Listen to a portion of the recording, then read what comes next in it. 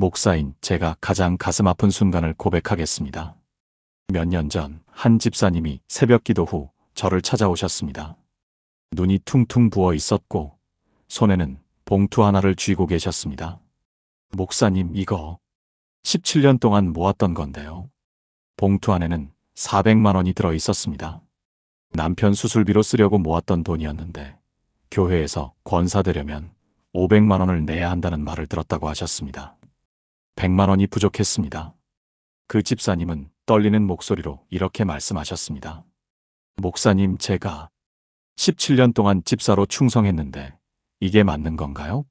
남편은 한 달 안에 수술 안 하면 위험하다는데 저는 권사가 되고 싶었어요. 그런데 이렇게까지 해야 하나요? 그날 저는 목사로서 제가 무엇을 놓치고 있었는지 깨달았습니다. 교회가 언제부터 직분을 돈으로 사고 파는 곳이 되었습니까? 헌신이 언제부터 금액으로 측정되는 것이 되었습니까? 사랑하는 성도님들, 여러분도 혹시 이런 경험이 있으신가요? 교회 안에서 돈 때문에 상처받은 적이 있으신가요? 직분이나 섬김이 재정 능력과 연결되어 있다고 느낀 적이 있으신가요? 오늘 이 시간, 저는 그 집사님의 17년 여정과 놀라운 회복의 이야기를 나누려 합니다. 그리고 성경이 말하는 진짜 헌신, 진짜 직분, 진짜 하나님의 경제가 무엇인지 함께 나누겠습니다. 이 이야기는 단순히 한 집사님의 간증이 아닙니다. 오늘 이 순간에도 교회 안에서 비슷한 아픔을 겪고 계신 수많은 분들의 이야기입니다. 그리고 그 아픔 한가운데에서 일하시는 하나님의 이야기입니다. 지금부터 제가 나누는 7가지가 여러분의 상처를 어루만지고 진짜 헌신의 의미를 회복하며 하나님의 참된 경제를 경험하는 시간이 되기를 기도합니다. 그 집사님의 이름은 김순희 집사님이었습니다. 당시 59세셨고 부산 연제구에 사시는 평범한 가정주부셨습니다. 남편 박철수 집사님은 작은 철물점을 운영하셨고 딸 하나가 대학교 2학년이었습니다. 교회를 처음 나오신 건 2008년 딸이 초등학교 5학년 때였습니다. 당시 남편이 사업에 실패하고 빚이 1200만 원 정도 있었는데 교회 권사님 한 분이 전도하셔서 나오게 되셨다고 합니다. 처음 6개월은 그냥 예배만 드렸습니다. 헌금도 1,000원, 2,000원씩 조금씩 드렸습니다. 그런데 어느 날 새벽 기도회에서 목사님 설교를 듣고 마음이 뜨거워지셨다고 합니다. 하나님이 정말 살아계시구나. 나를 사랑하시는구나. 그날부터 매일 새벽 기도를 나가기 시작하셨습니다. 한 달, 2달, 석 달. 단 하루도 빠지지 않으셨습니다. 교회에서 청소가 필요하면 제일 먼저 달려가셨고 누가 아프다는 소식을 들으면 병원까지 찾아가셨습니다. 2010년 집사 임직을 받으셨습니다. 그날 얼마나 기뻐하셨는지 모릅니다. 명함을 만들어서 지갑에 항상 넣고 다니셨고 사람들에게 저 교회 집사예요 라고 자랑스럽게 소개하셨습니다. 그때부터 더 열심히 섬기셨습니다. 구역장도 하시고 새가족 양육도 담당하시고 선교회 총무도 맡으셨습니다. 매주 수요일에는 양로원 봉사를 가셨고 금요일에는 노방전도를 나가셨습니다.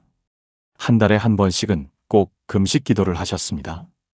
헌금도 형편이 어려운 중에도 빠뜨리지 않으셨습니다.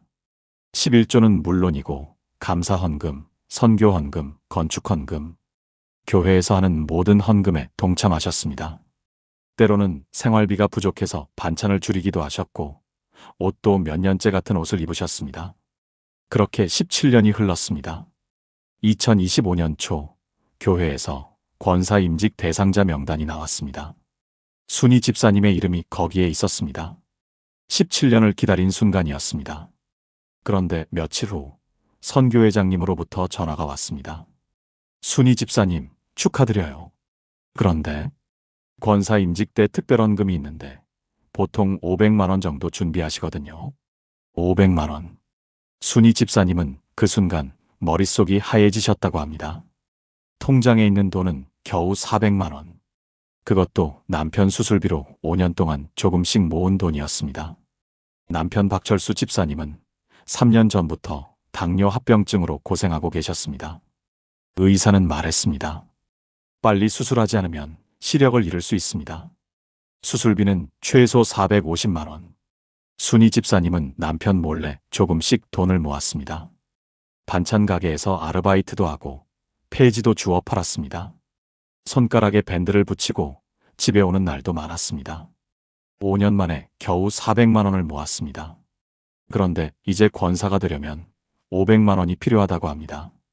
순이 집사님은 며칠 밤을 잠을 이루지 못하셨습니다. 17년을 헌신했는데 이게 부족한가? 돈이 없으면 권사가 될 수 없나? 하나님은 내 헌신을 돈으로 평가하시나? 그날 새벽 순이 집사님은 기도원 계단에 주저앉아 울었습니다. 여러분, 이게 바로 오늘날 많은 성도들이 겪는 현실입니다. 헌신은 숫자가 아닙니다. 17년이라는 시간, 매일 새벽 일어나 기도한 6205일, 발품 팔아 섬긴 수천 번의 봉사, 눈물로 드린 기도. 이것이 진짜 헌신입니다.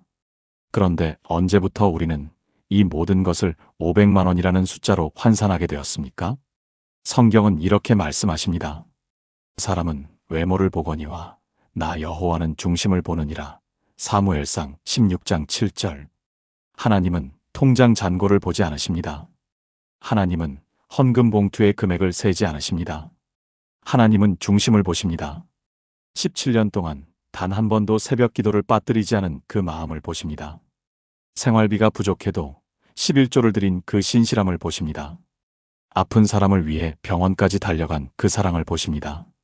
순이 집사님의 17년은 돈으로 환산할 수 없는 가치입니다. 하나님 앞에서 이미 찬란한 면류관이었습니다. 그런데 우리는, 교회는 그것을 보지 못했습니다. 여러분도 혹시 이런 경험이 있으신가요?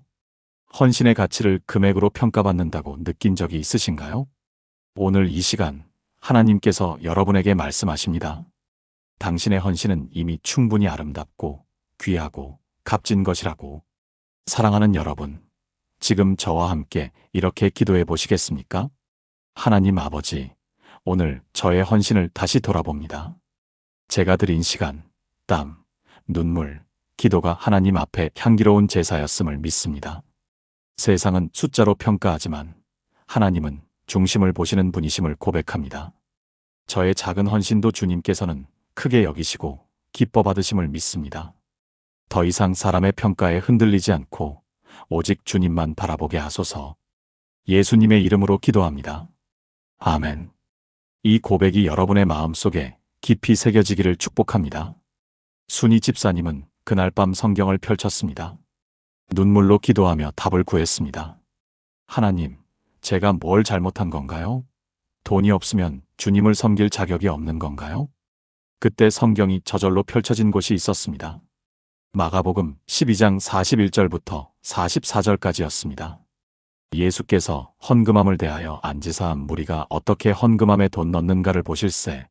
여러 부자는 많이 넣는데 한 가난한 과부는 와서 2렙돈 곧 한 고드란트를 넣는지라. 예수께서 제자들을 불러다가 이르시되 내가 진실로 너희에게 이르노니 이 가난한 과부는 헌금함에 넣는 모든 사람보다 많이 넣었도다. 그들은 다 그 풍족한 중에서 넣었거니와 이 과부는 그 가난한 중에서 자기의 모든 소유 곧 생활비 전부를 넣었느니라. 순이 집사님은 그 말씀을 읽고 또 읽었습니다. 눈물이 성경책 위로 떨어졌습니다. 2렙돈, 한 고드란트. 당시로는 하루 품삯의 1%도 안 되는 금액이었습니다. 그런데 예수님은 뭐라고 말씀하셨습니까? 이 과부는 헌금함에 넣는 모든 사람보다 많이 넣었도다. 부자들이 수천, 수만을 넣었는데 2렙돈이 더 많다고 하셨습니다. 이게 어떻게 가능합니까? 하나님의 경제는 세상의 경제와 완전히 다르기 때문입니다. 세상은 절대적 금액을 봅니다. 1억을 낸 사람이 100만 원을 낸 사람보다 위대하다고 생각합니다. 하지만 하나님은 상대적 희생을 보십니다. 그 사람이 가진 것 중에서 얼마를 드렸는가를 보십니다. 부자가 1억을 드렸어도 그것이 전 재산의 1%라면 하나님 앞에서는 1%의 헌신입니다. 가난한 과부가 2렙돈을 드렸지만 그것이 생활비 전부라면 하나님 앞에서는 100%의 헌신입니다. 순이 집사님은 깨달았습니다. 나의 17년이 바로 이것이구나. 내가 가진 전부를 드린 것이구나. 400만 원은 적은 돈이 아니었습니다. 5년 동안 손가락에 밴드를 붙이며 모은 돈이었습니다. 반찬 가게에서 하루 3시간씩 일하며 한 달에 7만 원씩 모은 돈이었습니다. 남편 몰래 폐지를 주어서 한 달에 3만 원씩 모은 돈이었습니다. 생일에 딸이 준 5만 원도 고스란히 모은 돈이었습니다. 그 400만 원은 순이 집사님의 전부였습니다. 생활비 전부였고, 희망 전부였고, 남편에 대한 사랑 전부였습니다. 순이 집사님은 그날 밤 결단했습니다. 400만 원을 남편 수술비로 쓰겠다. 권사는 하나님께 맡기겠다. 다음 날 아침 선교회장님께 전화를 드렸습니다. 회장님, 죄송하지만 저는 이번 권사 임직을 포기하겠습니다. 남편 수술이 급해서요. 전화기 너머로 잠시 침묵이 흘렀습니다. 순이 집사님, 알겠어요. 그래도 17년 동안 수고 많으셨어요. 전화를 끊고 순이 집사님은 울었습니다. 17년의 꿈이 무너지는 순간이었습니다. 그런데 바로 그때 놀라운 일이 일어났습니다. 3일 후 교회 사무실에서 전화가 왔습니다. 순이 집사님, 담임 목사님께서 급히 뵙자고 하시는데요. 불안한 마음으로 교회에 갔습니다. 목사님은 순이 집사님의 손을 꽉 잡으셨습니다. 집사님, 제가 잘못했습니다. 교회가 잘못했습니다. 순이 집사님은 무슨 말인지 이해할 수 없었습니다. 목사님은 계속 말씀하셨습니다. 집사님의 17년 헌신을 돈으로 평가한 것, 용서해 주십시오. 권사 임직에 500만 원이 필요하다는 것은 교회의 잘못된 관행이었습니다. 집사님께는 한 푼도 필요 없습니다. 아니, 이미 17년 동안 그 어떤 금액보다 귀한 것을 들이셨습니다. 순이 집사님은 그 자리에서 무너져 내리며 울었습니다. 목사님도, 사무실에 있던 전도사님도, 같이 있던 장로님도 모두 눈물을 흘렸습니다. 여러분, 이것이 하나님의 경제입니다. 적은 것이 큰 것입니다. 두 랩돈이 1000만 금보다 큽니다. 400만 원의 전부가 500만 원의 일부보다 큽니다. 하나님은 금액을 세지 않으십니다. 하나님은 마음을 달아보십니다. 순이 집사님의 400만 원은 과부의 두 랩돈과 같았습니다.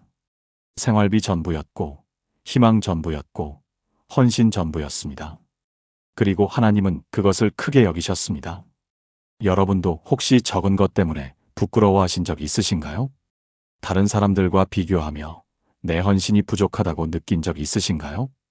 오늘 하나님께서 여러분에게 말씀하십니다. 적은 것이 큰 것이라고, 전부를 드리는 것이 많은 것을 드리는 것보다 귀하다고. 사랑하는 여러분, 지금 저와 함께 이렇게 기도해 보시겠습니까? 하나님 아버지, 제가 드린 것이 작아 보일 때가 많았습니다.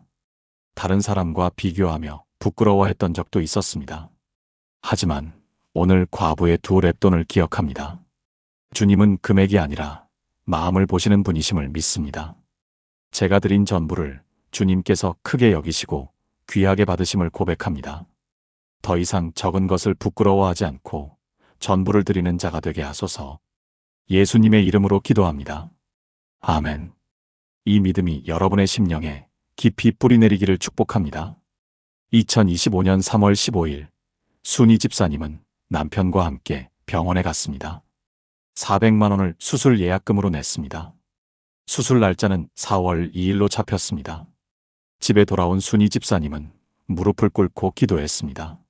하나님, 권사는 포기했습니다. 하지만 남편만은 살려주세요. 제가 17년 동안 주님을 섬긴 것이 헛되지 않게 해주세요. 눈물이 멈추지 않았습니다. 권사라는 꿈을 내려놓는 것이 이렇게 아플 줄 몰랐습니다. 17년을 기다렸는데 단 100만 원 때문에 포기해야 한다는 것이 억울했습니다. 하지만 남편의 생명이 더 중요했습니다. 그날 밤 순이 집사님은 성경을 폈습니다. 또 한 번 말씀이 눈에 들어왔습니다. 너희가 나를 떠나서는 아무것도 할 수 없음이라. 요한복음 15장 5절. 순이 집사님은 깨달았습니다. 그래, 권사가 되는 것도 남편을 살리는 것도 내 힘으로 되는 게 아니구나. 모든 것이 주님의 은혜구나. 그 순간부터 마음이 조금씩 평안해졌습니다. 주님, 모든 것을 맡깁니다. 주님의 뜻대로 하소서. 3월 18일 수요 예배를 드리러 교회에 갔습니다. 설교 제목은 하나님은 포기할 때 일하신다였습니다. 목사님은 아브라함의 이야기를 하셨습니다. 아브라함이 이삭을 제단에 바치려고 칼을 들었을 때 하나님께서 순양을 준비하셨던 것을 완전히 포기하고 하나님께 맡겼을 때 하나님의 역전 드라마가 시작된다고 하셨습니다. 순이 집사님은 그 설교를 들으며 또 눈물을 흘렸습니다. 하나님, 제가 지금 이삭을 바치는 거죠? 권사를 포기하는 것이 제게는 이삭을 바치는 것과 같습니다. 예배가 끝난 후 한 권사님이 순이 집사님에게 다가왔습니다. 이름은 이영자 권사님이었습니다. 60대 중반이셨고 교회를 25년 넘게 다니신 분이셨습니다. 순이 집사님, 잠깐 이야기 좀 할 수 있을까요? 커피숍에 앉아 영자 권사님은 조용히 말씀하셨습니다. 집사님, 제가 소문을 들었어요. 권사 임직을 포기하셨다고요. 순이 집사님은 고개를 끄덕였습니다. 네, 권사님. 남편 수술비가 급해서요. 영자 권사님은 잠시 침묵하시더니 가방에서 봉투를 꺼내셨습니다. 집사님, 이거 받으세요. 150만 원 들어있어요. 순이 집사님은 깜짝 놀라 손을 내저었습니다. 아니에요, 권사님. 이건 받을 수 없어요. 하지만 영자 권사님은 순이 집사님의 손을 꽉 잡으셨습니다. 집사님, 제 이야기 좀 들어주세요. 20년 전 제가 교회를 처음 나왔을 때 남편이 교통사고를 당했어요. 수술비가 없어서 막막했는데 당시 교회 집사님 한 분이 100만 원을 주셨어요. 나중에 형편되면 다른 사람 도우라고 하시더라고요. 그분은 지금 하늘나라에 계세요. 저는 그날 다짐했어요. 언제가 나도 꼭 누군가를 도와야겠다고. 집사님이 바로 그 사람이에요. 순이 집사님은 그 자리에서 울었습니다. 권사님, 집사님 받으세요. 이건 제가 주는 게 아니라 하나님이 주시는 거예요. 20년 전 그분을 통해 하나님이 우리 가족을 살리셨듯이 지금은 집사님을 통해 하나님의 사랑이 흘러가는 거예요. 집에 돌아온 순이 집사님은 무릎을 꿇고 기도했습니다. 하나님, 제가 권사를 포기했는데 주님은 150만 원을 보내주셨습니다. 이제 남편 수술비도 채우고 권사 임직도 할 수 있게 되었습니다. 주님은 정말 살아계십니다. 하지만 이야기는 여기서 끝나지 않았습니다. 3월 22일 순이 집사님은 교회 사무실에서 또 한 통의 전화를 받았습니다. 집사님, 익명으로 집사님 앞으로 헌금이 들어왔는데요. 200만 원입니다. 쪽지에 순이 집사님의 17년 헌신에 감사하며라고 적혀 있어요. 순이 집사님은 전화기를 들고 그 자리에서 무너져 내렸습니다. 하나님, 하나님. 울음만 터져 나왔습니다. 400만 원으로 시작했던 돈이 이제 750만 원이 되었습니다. 권사 임직에 필요한 500만 원은 물론이고 남편 수술비 450만 원까지 넉넉히 채워졌습니다. 심지어 100만 원이 남았습니다. 여러분, 이것이 하나님의 역전 드라마입니다. 우리가 포기할 때 하나님이 일하십니다. 우리가 내려놓을 때 하나님이 채우십니다. 우리가 끝이라고 생각할 때 하나님은 시작이라고 말씀하십니다. 성경은 이렇게 약속하십니다. 너는 마음을 다하여 여호와를 신뢰하고 내 명철을 의지하지 말라. 너는 범사에 그를 인정하라. 그리하면 내 길을 지도하시리라. 잠언 3장 5절부터 6절. 순이 집사님은 권사를 포기하고 모든 것을 하나님께 맡겼습니다. 그리고 하나님은 20년 전 영자 권사님을 도왔던 그 집사님을 익명의 성도를 통해 순이 집사님을 도우셨습니다. 400만 원이 750만 원이 된 것이 기적입니까? 아닙니다. 진짜 기적은 순이 집사님이 권사를 내려놓고 하나님을 신뢰한 그 믿음입니다. 진짜 기적은 20년 동안 갚을 빚을 기억하고 있던 영자 권사님의 순종입니다. 진짜 기적은 익명으로 200만 원을 보낸 성도의 사랑입니다. 하나님은 이렇게 일하십니다. 한 사람의 포기를 통해 여러 사람의 순종을 통해 당신의 영광을 드러내십니다. 여러분도 지금 무언가를 포기해야 할 상황에 계신가요? 더 이상 내 힘으로 어쩔 수 없는 막다른 골목에 서 있으신가요? 오늘 하나님께서 말씀하십니다. 포기가 시작이라고, 내려놓는 것이 채우는 것이라고, 끝이 아니라 새로운 시작이라고. 사랑하는 여러분, 지금 저와 함께 이렇게 기도해 보시겠습니까? 하나님 아버지, 제가 지금 포기해야 할 것들이 있습니다. 내 힘으로 붙잡고 있던 것들을 내려놓기가 너무 어렵습니다. 하지만 오늘 순이 집사님의 간증을 통해 깨닫습니다. 포기가 시작임을, 내려놓음이 채움임을 믿습니다. 주님께 온전히 맡기고 주님의 역전 드라마를 기대합니다. 400만 원을 750만 원으로 만드시는 주님의 능력을 신뢰합니다. 예수님의 이름으로 기도합니다. 아멘. 이 믿음으로 여러분의 인생에도 하나님의 역전 드라마가 시작되기를 축복합니다. 순이 집사님의 이야기가 교회에 조용히 퍼져나갔습니다. 목사님께서 주보에 간단히 간증을 실으셨기 때문입니다. 한 집사님이 17년 헌신 끝에 권사 임직을 앞두고 있었으나 남편 수술비 때문에 고민하다가 포기를 결단했습니다. 그러자 하나님께서 놀라운 방법으로 필요를 채워주셨습니다. 이 짧은 글을 읽은 성도들의 반응이 놀라웠습니다. 3월 25일 주일 예배 후 순이 집사님에게 15명이 넘는 성도들이 찾아왔습니다. 집사님, 저도 비슷한 경험이 있어요. 저도 교회에서 돈 때문에 상처받았던 적이 있어요. 집사님, 간증 듣고 위로받았어요. 한 집사님은 이렇게 고백하셨습니다.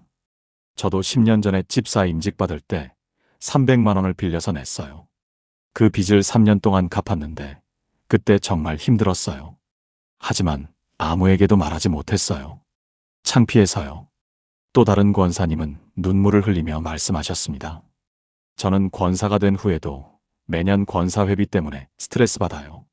한 달에 5만 원씩인데 우리 집 형편에는 부담이거든요. 하지만 다른 권사님들은 다 내는 것 같아서 말도 못하고 있어요. 순이 집사님은 깨달았습니다. 아, 나만 이런 고민을 한 게 아니구나. 수많은 사람들이 비슷한 아픔을 겪고 있구나. 그날 저녁 순이 집사님은 몇몇 집사님들과 권사님들을 집으로 초대했습니다. 총 7명이 모였습니다. 모두 교회 재정 문제로 상처받았던 분들이었습니다. 처음에는 조심스러웠습니다. 하지만 한 분 한 분 이야기를 나누기 시작하자 눈물이 흘렀습니다. 저는 11조를 내면 생활비가 부족해서 몇 달씩 밀린 적도 있어요. 그런데 교회에서는 11조 잘 내라고 계속 말씀하시니까 정말 마음이 무거웠어요. 저는 건축 헌금 때 500만 원을 약정했는데 너무 무리였어요. 결국 못 채우고 담임 목사님께 죄송하다고 사과했는데 그 후로 목사님과 눈도 못 마주쳤어요. 저는 권사 임직 받고 나서 권사복을 맞춰야 하는데 맞춤 권사복이 150만 원이라고 하더라고요. 결국 기성복을 입었는데 다른 권사님들이 힐끔힐끔 쳐다보는 게 느껴졌어요. 한 분 한 분의 이야기를 들으며 순이 집사님은 깨달았습니다. 교회 안에 이런 아픔이 이렇게 많았다는 것을, 그리고 아무도 말하지 못했다는 것을. 순이 집사님은 제안했습니다. 우리 이 문제를 목사님께 말씀드려보는 게 어떨까요? 목사님은 분명히 이해해 주실 거예요. 처음에는 다들 망설였습니다. 하지만 결국 용기를 내기로 했습니다. 다음 주 7명의 집사님과 권사님이 목사님을 찾아뵀습니다. 목사님은 한 분 한 분의 이야기를 경청하셨습니다. 그리고 이렇게 말씀하셨습니다. 정말 죄송합니다. 제가 교회가 여러분의 아픔을 몰랐습니다. 헌금은 강요가 아니라 자발적 헌신이어야 하는데 언제부터인가 의무가 되어버렸네요. 직분도 돈으로 사는 것이 아니라 하나님이 주시는 은혜인데 우리가 그것을 왜곡했습니다. 목사님은 당회를 소집하셨고 장로님들과 긴 회의를 하셨습니다. 그리고 2주 후 교회 전체 성도들 앞에서 공식적으로 발표하셨습니다. 사랑하는 성도 여러분, 오늘 중요한 결정을 말씀드리겠습니다. 앞으로 우리 교회에서는 직분 임직 시 어떠한 금액도 정하지 않겠습니다. 각자 하나님 앞에서 자발적으로 드리는 것만 받겠습니다. 금액이 많고 적음이 직분과 무관함을 분명히 하겠습니다. 또한 권사회비, 장로회비 등 정기적 의무 헌금도 폐지하겠습니다. 자발적으로 원하는 분들만 참여하게 하겠습니다. 교회 안에 박수가 터져나왔습니다. 많은 성도들이 눈물을 흘렸습니다. 예배 후 수십 명의 성도들이 목사님께 감사의 인사를 전했습니다. 목사님, 이렇게 말씀해 주셔서 감사합니다. 이제 마음 편하게 교회 다닐 수 있을 것 같아요. 우리 교회가 정말 하나님의 교회가 되는 것 같아요. 순이 집사님은 그날 밤 기도하며 깨달았습니다. 내 아픔이 혼자만의 아픔이 아니었구나. 그리고 그 아픔을 나누니까 변화가 일어났구나. 여러분, 이것이 공동체의 힘입니다. 혼자 아파하면 아픔은 커집니다. 하지만 함께 나누면 치유가 시작됩니다. 성경은 이렇게 말씀하십니다. 피차짐을 지라. 그리하여 그리스도의 법을 성취하라. 갈라디아서 6장 2절. 순이 집사님은 혼자 17년의 무게를 짊어지고 있었습니다. 하지만 그 짐을 교회 공동체와 나누었을 때 기적이 일어났습니다. 영자 권사님이 함께 짐을 졌고, 익명의 성도가 함께 짐을 졌고, 7명의 집사님과 권사님이 함께 짐을 졌고, 목사님과 당회가 함께 짐을 졌습니다. 그 결과 한 사람의 아픔이 교회 전체의 변화로 이어졌습니다. 이것이 그리스도의 몸된 교회입니다. 한 지체가 아프면 모든 지체가 함께 아파하고, 한 지체가 기뻐하면 모든 지체가 함께 기뻐하는 것입니다. 여러분도 지금 혼자 짐을 지고 계신가요? 아무에게도 말하지 못한 아픔이 있으신가요? 오늘 하나님께서 말씀하십니다. 혼자가 아니라 함께라고. 당신의 짐을 나눌 사람들이 있다고. 공동체 안에서 치유가 시작된다고. 사랑하는 여러분, 지금 저와 함께 이렇게 기도해 보시겠습니까? 하나님 아버지, 제가 혼자 짊어지고 있던 짐들이 있습니다. 누구에게도 말하지 못했던 아픔들이 있습니다. 오늘 순이 집사님을 통해 깨닫습니다. 공동체의 힘을 함께 짐을 지는 은혜를 믿습니다. 제 아픔을 나눌 수 있는 용기를 주시고 다른 사람의 짐도 함께 질 수 있는 사랑을 주소서. 우리가 진정한 그리스도의 몸된 교회가 되게 하소서. 예수님의 이름으로 기도합니다. 아멘. 이 은혜가 여러분과 여러분의 교회 공동체에 충만하기를 축복합니다. 2025년 4월 2일, 드디어 남편 박철수 집사님의 수술날이 되었습니다. 순이 집사님은 새벽부터 병원 기도실에서 무릎 꿇고 기도했습니다. 하나님, 남편을 지켜주세요. 수술이 잘 되게 해주세요. 수술은 4시간 동안 진행되었습니다. 순이 집사님은 그 시간 동안 단 한 번도 무릎을 일으키지 않았습니다. 교회에서 영자 권사님과 몇몇 집사님들도 함께 와서 기도해 주셨습니다. 오후 2시 30분, 수술실 문이 열렸습니다. 의사가 나와서 말했습니다. 수술 잘 됐습니다. 걱정하지 마세요. 순이 집사님은 그 자리에서 무릎을 꿇고 감사 기도를 드렸습니다. 하나님 감사합니다. 정말 감사합니다. 함께 온 권사님들과 집사님들도 모두 눈물을 흘렸습니다. 회복실에서 깨어난 철수 집사님은 순이 집사님의 손을 꽉 잡았습니다. 여보, 고마워요. 당신 때문에 내가 살았어요. 순이 집사님은 고개를 저었습니다. 아니에요. 하나님이 살리신 거예요. 우리 교회 식구들이 함께 기도해 준 거예요. 2주 후 철수 집사님은 퇴원했습니다.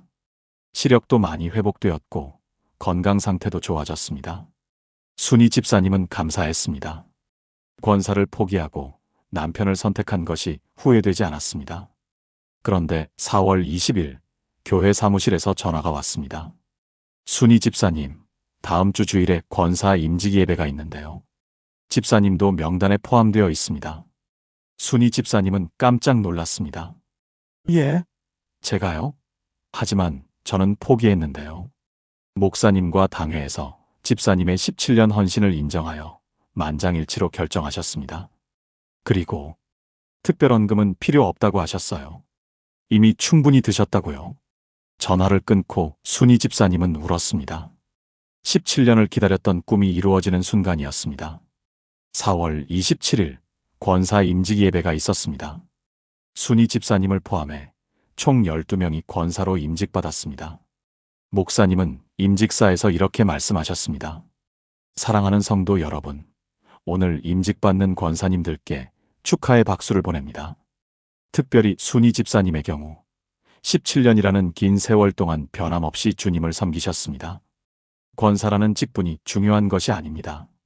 진짜 중요한 것은 그 오랜 세월 동안 한결같이 섬긴 그 마음입니다. 권사는 이름이 아니라 섬김입니다. 직분은 특권이 아니라 책임입니다. 순이 집사님은 단 위에서 무릎을 꿇고 기도했습니다. 하나님, 이 직분을 어떻게 받았습니까? 제 힘으로 받은 것이 아닙니다. 주님의 은혜로 받았습니다. 이 직분을 이름으로만 가지지 않고 진짜 섬김으로 살아내게 하소서. 임직 예배가 끝난 후 많은 성도들이 축하해 주었습니다. 그런데 한 젊은 집사님이 순이 권사님에게 다가왔습니다. 권사님, 제가 질문 하나 해도 될까요?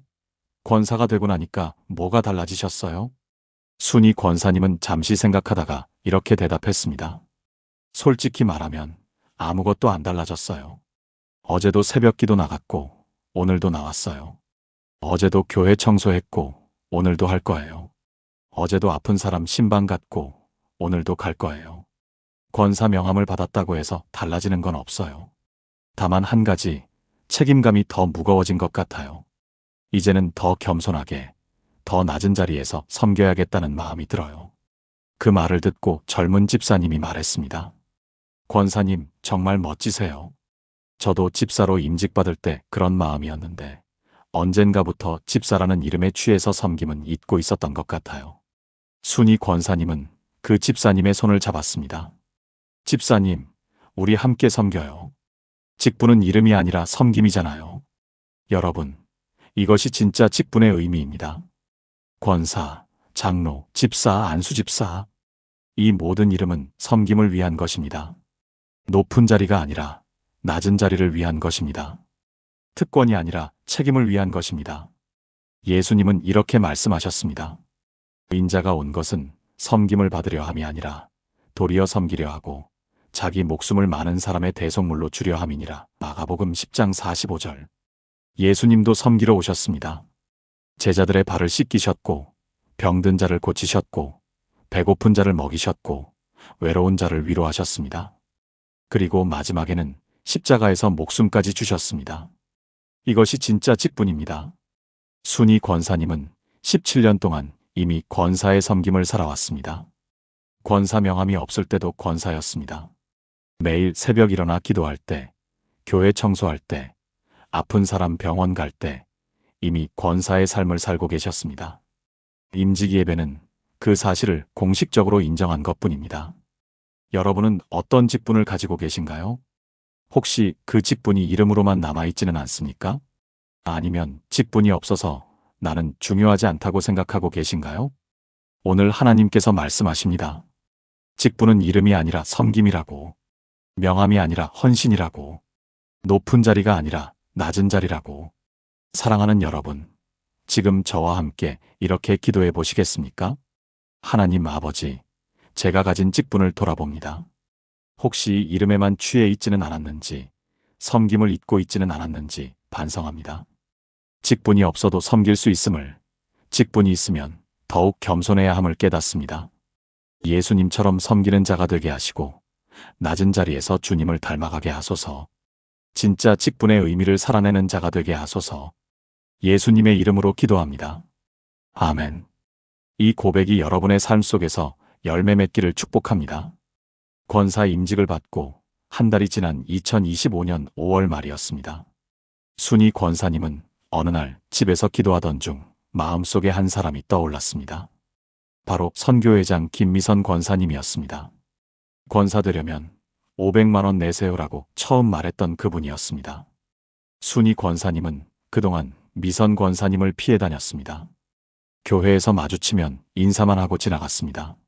마음 깊은 곳에 앙금이 남아 있었기 때문입니다. 그분 때문에 내가 얼마나 고민했는데. 그런데 이상하게도 그날 기도 중에 미선 권사님이 계속 마음에 떠올랐습니다. 그리고 성령님의 음성이 들렸습니다.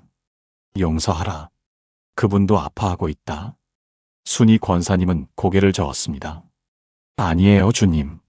저는 이미 용서했어요. 그냥 거리를 두고 있을 뿐이에요.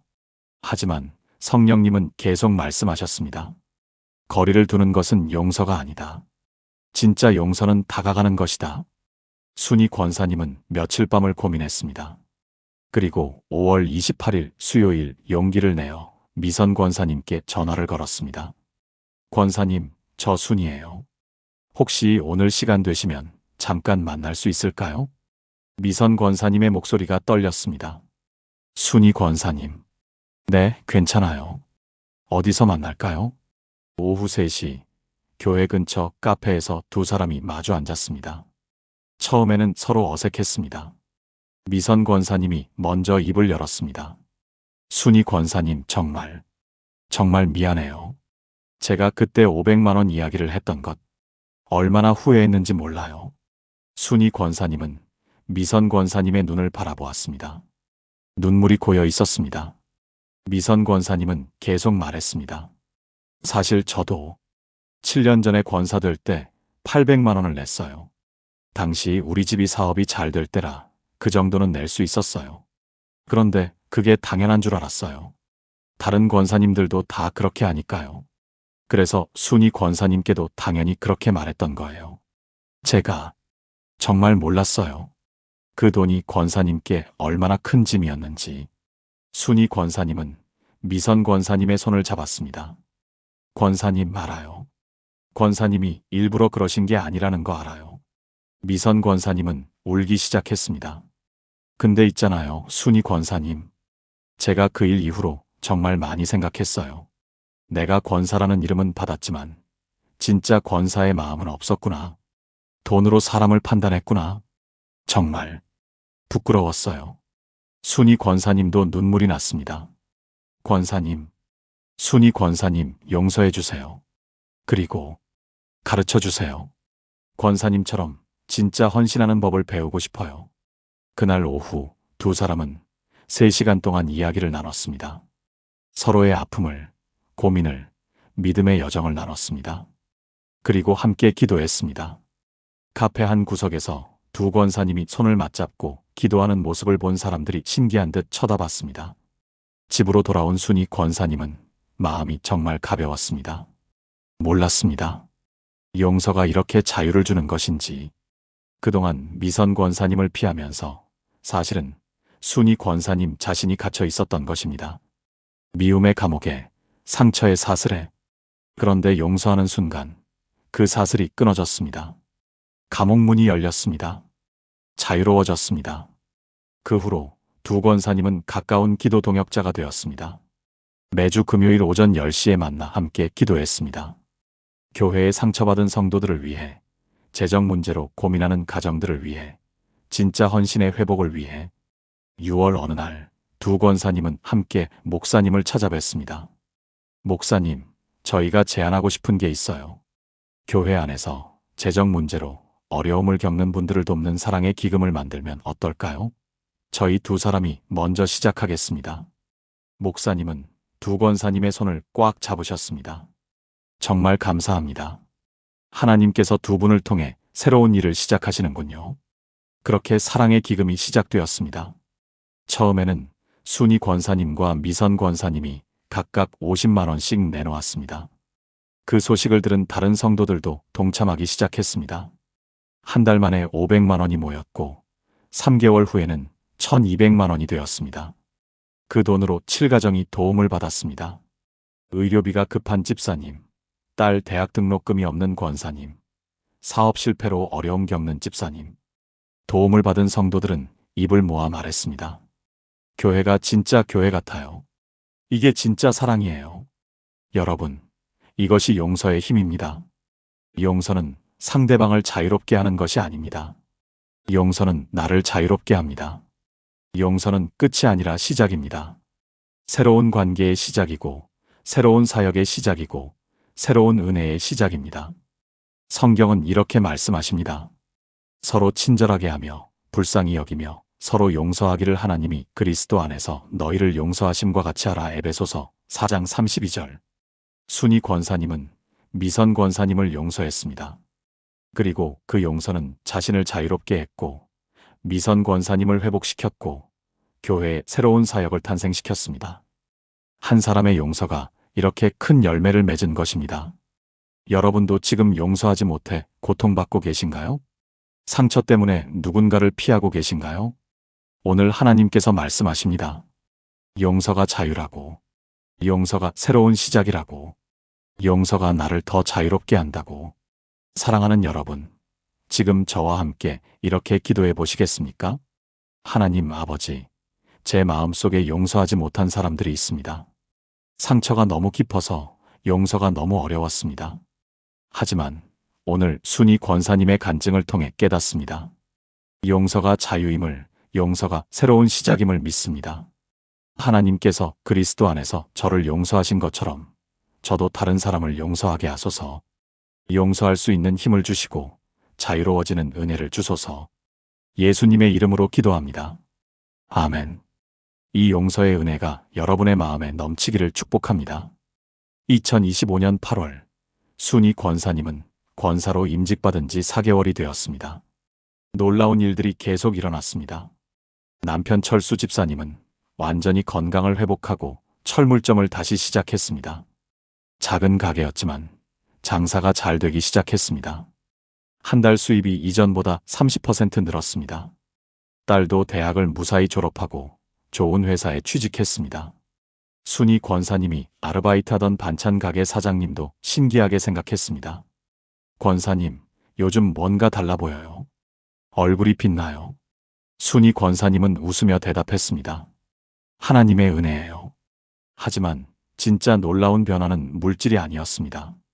순이 권사님의 마음이 달라졌습니다. 이전에는 항상 부족함이 마음을 지배했습니다. 남들은 다 가졌는데 나만 없어. 저 권사님은 좋은 옷을 입는데 나는. 우리 집은 왜 이렇게 가난할까? 하지만 지금은 감사가 마음을 채웠습니다. 우리에게 주신 것만으로도 충분해. 적게 가졌지만 하나님의 은혜가 넘쳐. 우리 가족이 건강한 것이 최고의 축복이야. 특히 순이 권사님은 깨달았습니다.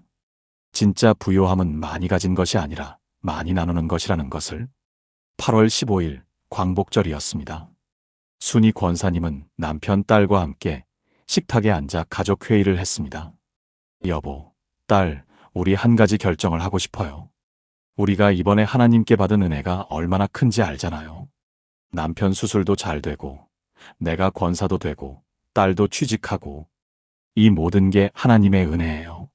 그래서 우리도 다른 사람들을 돕고 싶어요. 철수 집사님이 물었습니다. 어떻게 돕고 싶은데요? 우리 한 달 수입의 20%를 정기적으로 어려운 사람들 돕는 데 쓰면 어떨까요? 11조는 기본이고 추가로 10%를 더 떼어놓는 거예요. 딸이 걱정스럽게 물었습니다. 엄마, 그러면 우리 생활비는 괜찮을까요? 순이 권사님은 딸의 손을 잡았습니다. 엄마가 지난 몇 달 동안 경험한 게 뭔지 알아? 비울 때 채워진다는 거야. 400만 원을 포기했는데 750만 원이 됐잖아. 권사를 내려놓았는데 권사가 됐잖아. 하나님은 비우는 자를 채우시는 분이야. 철수 집사님이 고개를 끄덕였습니다. 당신 말이 맞아요. 우리 그렇게 합시다. 하나님께서 지켜주실 거예요. 그렇게 순이 권사님 가족은 수입의 20%를 떼어놓기 시작했습니다. 한 달에 약 40만 원 정도였습니다. 그 돈으로 매달 한 가정씩 돕기로 했습니다. 9월에는 혼자 아이 둘을 키우는 청년 엄마를 도왔습니다. 10월에는 화재로 집을 잃은 집사님 가족을 도왔습니다. 11월에는 중학생 아들의 수술비가 없는 권사님을 도왔습니다. 신기한 일이 일어났습니다. 20%를 떼어놓으니까 생활비가 부족할 것 같았는데 전혀 부족하지 않았습니다. 오히려 이전보다 여유가 생겼습니다.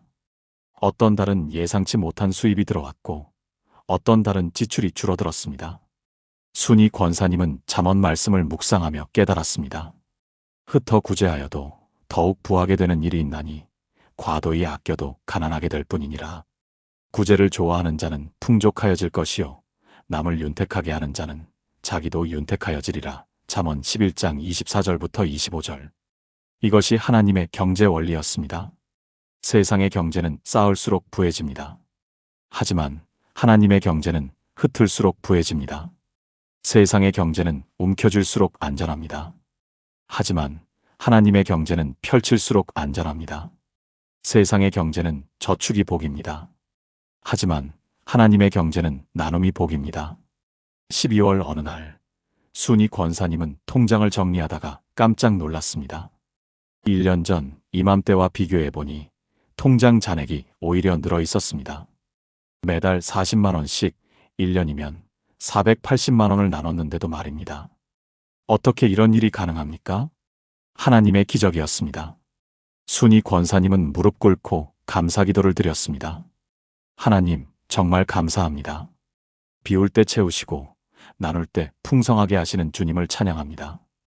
2025년 12월 31일 한 해의 마지막 날이었습니다. 순이 권사님은 일기장을 펼쳤습니다. 1년 전, 오늘 이런 글을 썼었습니다. 2025년에는 꼭 권사가 되고 싶다.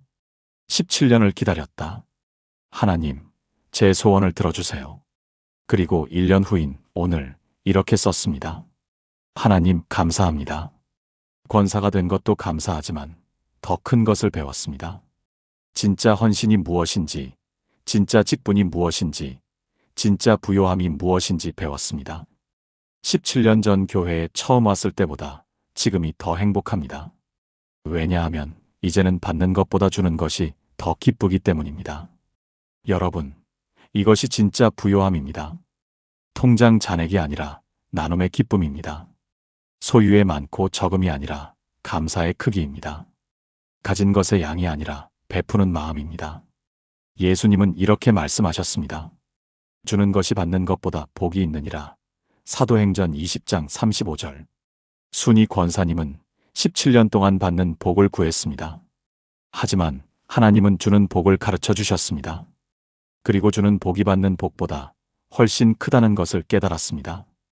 여러분은 지금 어떤 복을 구하고 계신가요? 받는 복입니까?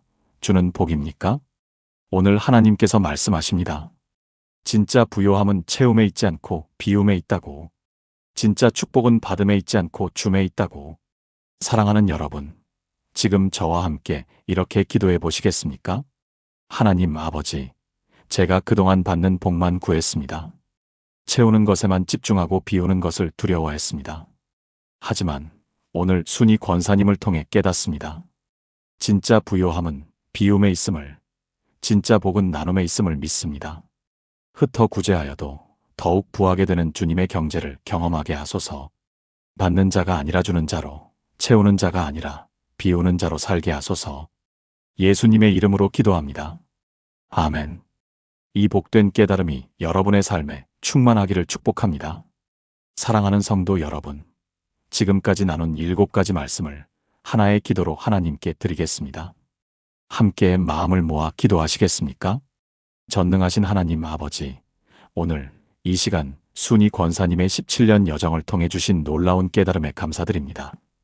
헌신의 무게가 숫자가 아니라 삶임을 가르쳐 주시고, 적은 것이 큰 것임을 보여주시고, 포기가 시작임을 경험하게 하시고, 공동체의 힘을 깨닫게 하시고, 진짜 직분의 의미를 회복시키시고, 용서가 자유임을 알게 하시고, 진짜 부요함이 비움에 있음을 가르쳐 주신 하나님을 찬양합니다.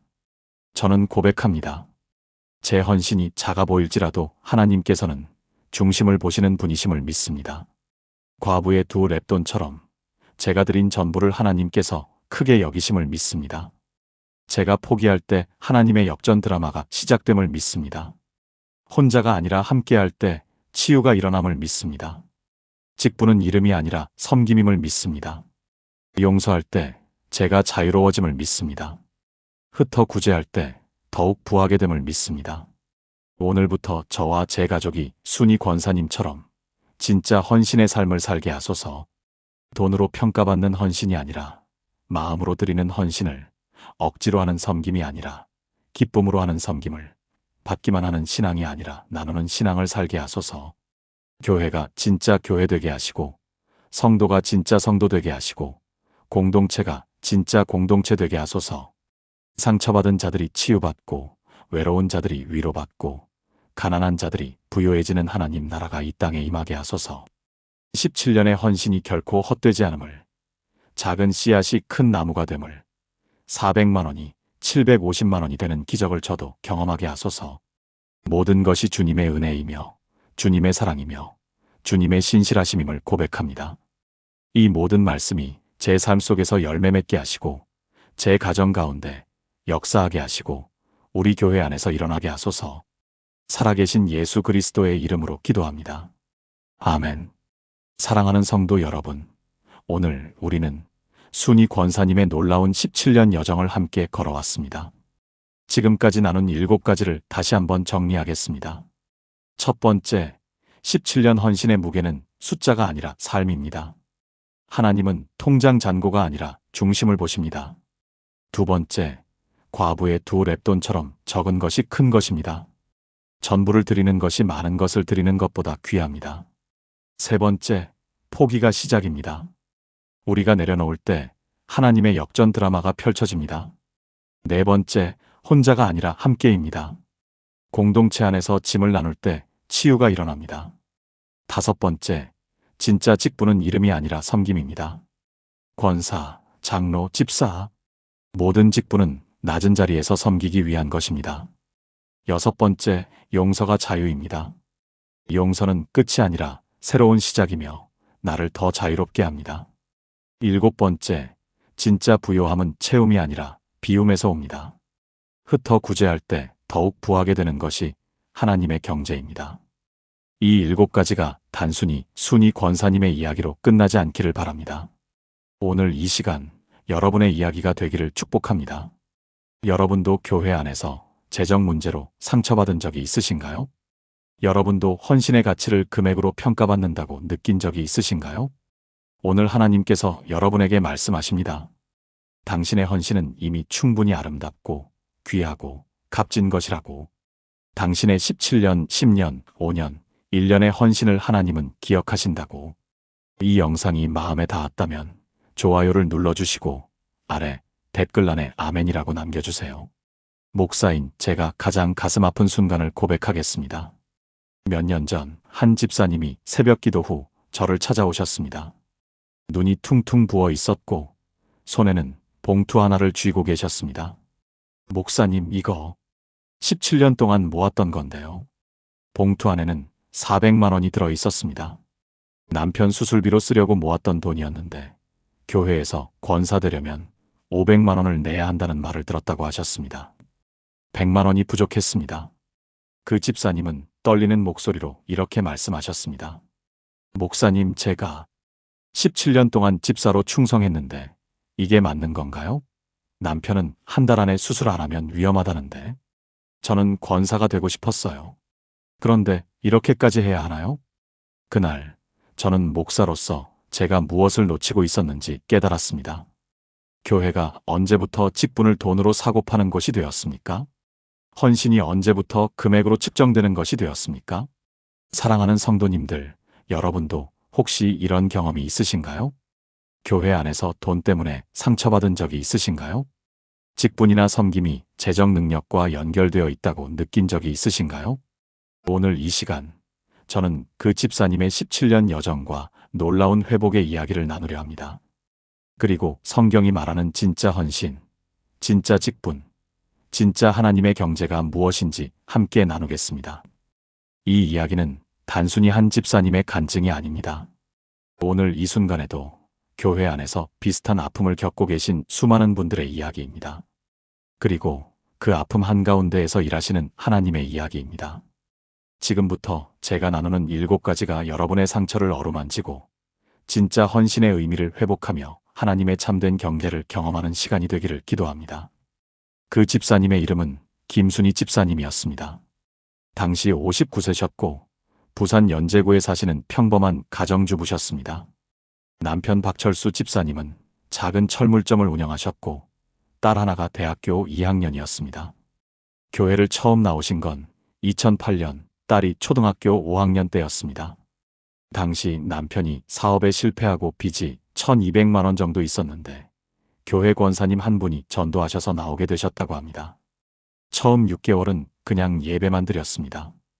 헌금도 1,000원, 2,000원씩 조금씩 드렸습니다. 그런데 어느 날 새벽 기도회에서 목사님 설교를 듣고 마음이 뜨거워지셨다고 합니다. 하나님이 정말 살아계시구나. 나를 사랑하시는구나. 그날부터 매일 새벽 기도를 나가기 시작하셨습니다. 한 달, 2달, 석 달. 단 하루도 빠지지 않으셨습니다. 교회에서 청소가 필요하면 제일 먼저 달려가셨고 누가 아프다는 소식을 들으면 병원까지 찾아가셨습니다. 2010년 집사 임직을 받으셨습니다. 그날 얼마나 기뻐하셨는지 모릅니다. 명함을 만들어서 지갑에 항상 넣고 다니셨고 사람들에게 저 교회 집사예요 라고 자랑스럽게 소개하셨습니다. 그때부터 더 열심히 섬기셨습니다. 구역장도 하시고 새가족 양육도 담당하시고 선교회 총무도 맡으셨습니다.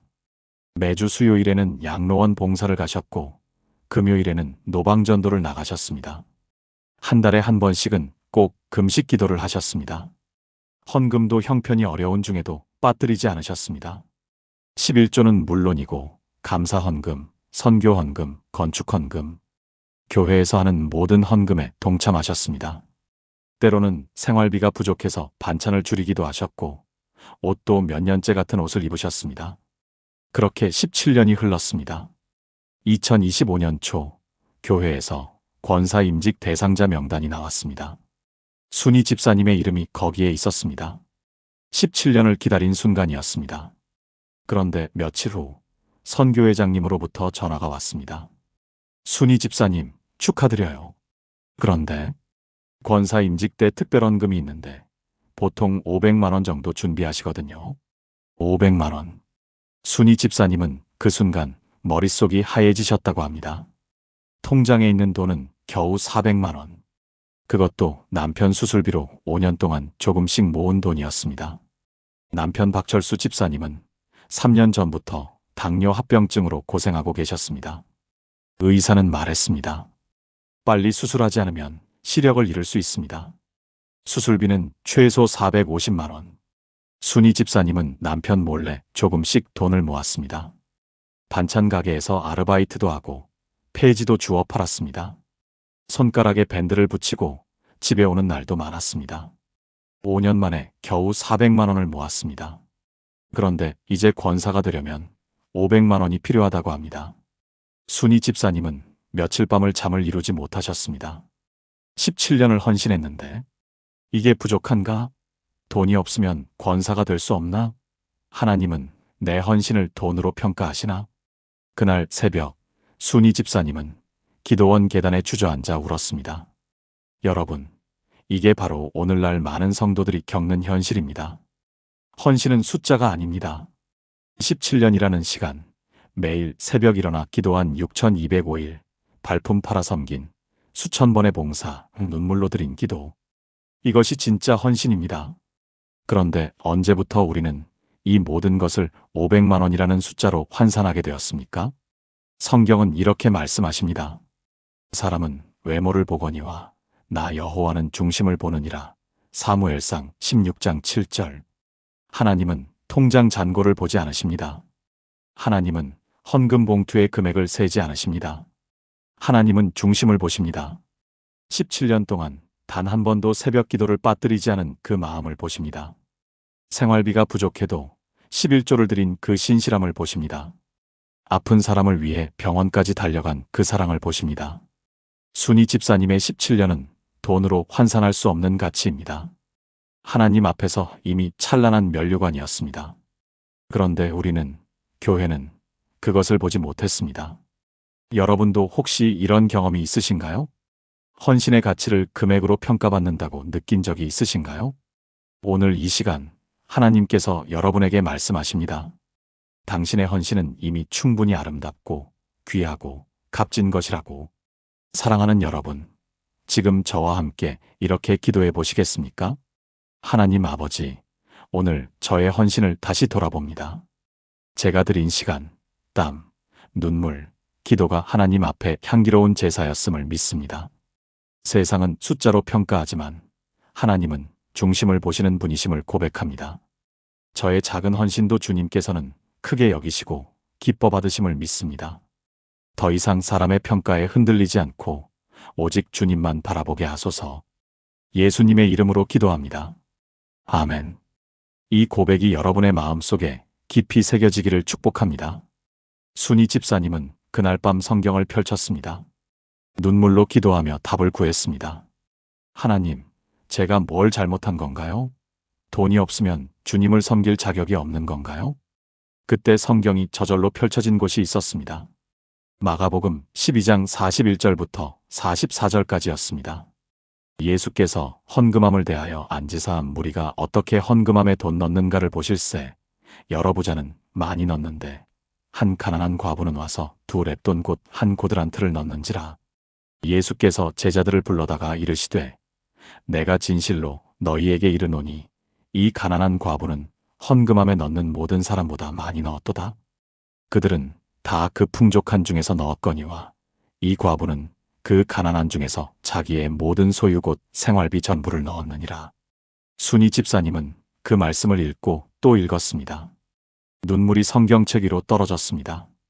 2렙돈, 한 고드란트.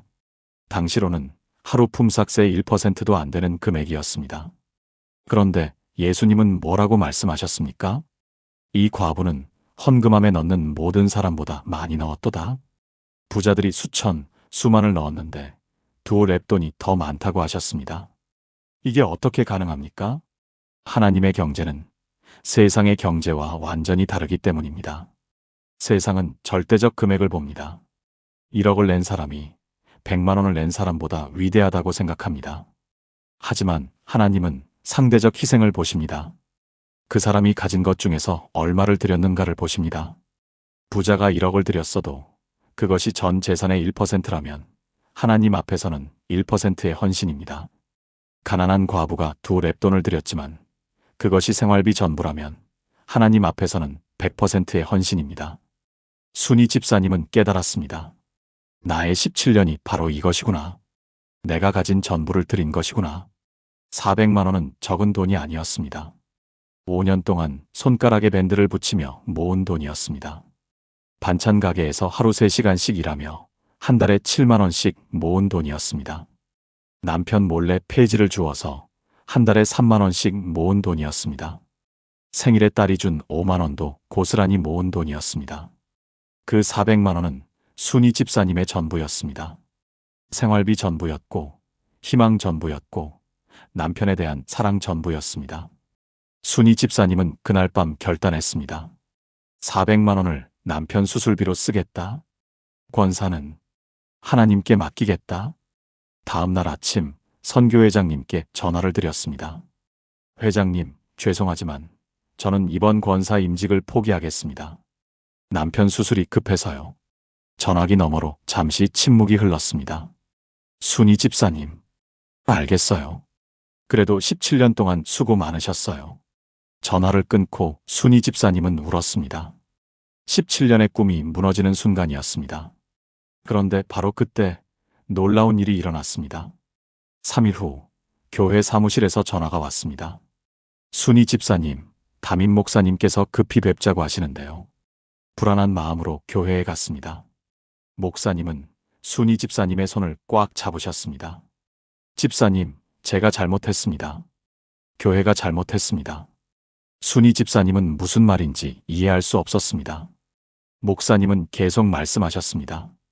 집사님의 17년 헌신을 돈으로 평가한 것, 용서해 주십시오. 권사 임직에 500만 원이 필요하다는 것은 교회의 잘못된 관행이었습니다. 집사님께는 한 푼도 필요 없습니다. 아니, 이미 17년 동안 그 어떤 금액보다 귀한 것을 들이셨습니다. 순이 집사님은 그 자리에서 무너져 내리며 울었습니다. 목사님도, 사무실에 있던 전도사님도, 같이 있던 장로님도 모두 눈물을 흘렸습니다. 여러분, 이것이 하나님의 경제입니다. 적은 것이 큰 것입니다. 2렙돈이 1000만 금보다 큽니다. 400만 원의 전부가 500만 원의 일부보다 큽니다. 하나님은 금액을 세지 않으십니다. 하나님은 마음을 달아보십니다. 순이 집사님의 400만 원은 과부의 2렙돈과 같았습니다. 생활비 전부였고, 희망 전부였고, 헌신 전부였습니다. 그리고 하나님은 그것을 크게 여기셨습니다. 여러분도 혹시 적은 것 때문에 부끄러워하신 적 있으신가요? 다른 사람들과 비교하며 내 헌신이 부족하다고 느낀 적 있으신가요? 오늘 하나님께서 여러분에게 말씀하십니다. 적은 것이 큰 것이라고, 전부를 드리는 것이 많은 것을 드리는 것보다 귀하다고. 사랑하는 여러분, 지금 저와 함께 이렇게 기도해 보시겠습니까? 하나님 아버지, 제가 드린 것이 작아 보일 때가 많았습니다. 다른 사람과 비교하며 부끄러워했던 적도 있었습니다. 하지만 오늘 과부의 2렙돈을 기억합니다. 주님은 금액이 아니라 마음을 보시는 분이심을 믿습니다. 제가 드린 전부를 주님께서 크게 여기시고 귀하게 받으심을 고백합니다. 더 이상 적은 것을 부끄러워하지 않고 전부를 드리는 자가 되게 하소서. 예수님의 이름으로 기도합니다. 아멘. 이 믿음이 여러분의 심령에 깊이 뿌리내리기를 축복합니다. 2025년 3월 15일 순희 집사님은 남편과 함께 병원에 갔습니다.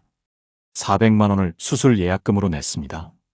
수술 날짜는 4월 2일로 잡혔습니다. 집에 돌아온 순희 집사님은 무릎을 꿇고 기도했습니다. 하나님, 권사는 포기했습니다. 하지만 남편만은 살려주세요. 제가 17년 동안 주님을 섬긴 것이 헛되지 않게 해주세요. 눈물이 멈추지 않았습니다. 권사라는 꿈을 내려놓는 것이 이렇게 아플 줄 몰랐습니다. 17년을 기다렸는데 단 100만 원 때문에 포기해야 한다는 것이 억울했습니다. 하지만 남편의 생명이 더 중요했습니다. 그날 밤 순희 집사님은 성경을 폈습니다. 또 한 번 말씀이 눈에 들어왔습니다. 너희가 나를 떠나서는 아무것도 할 수 없음이라. 요한복음 15장 5절. 순희 집사님은 깨달았습니다. 그래, 권사가 되는 것도 남편을 살리는 것도 내 힘으로 되는 게 아니구나. 모든 것이 주님의 은혜구나. 그 순간부터 마음이 조금씩 평안해졌습니다. 주님, 모든 것을 맡깁니다. 주님의 뜻대로 하소서. 3월 18일 수요 예배를 드리러 교회에 갔습니다. 설교 제목은 하나님은 포기할 때 일하신다였습니다. 목사님은 아브라함의 이야기를 하셨습니다.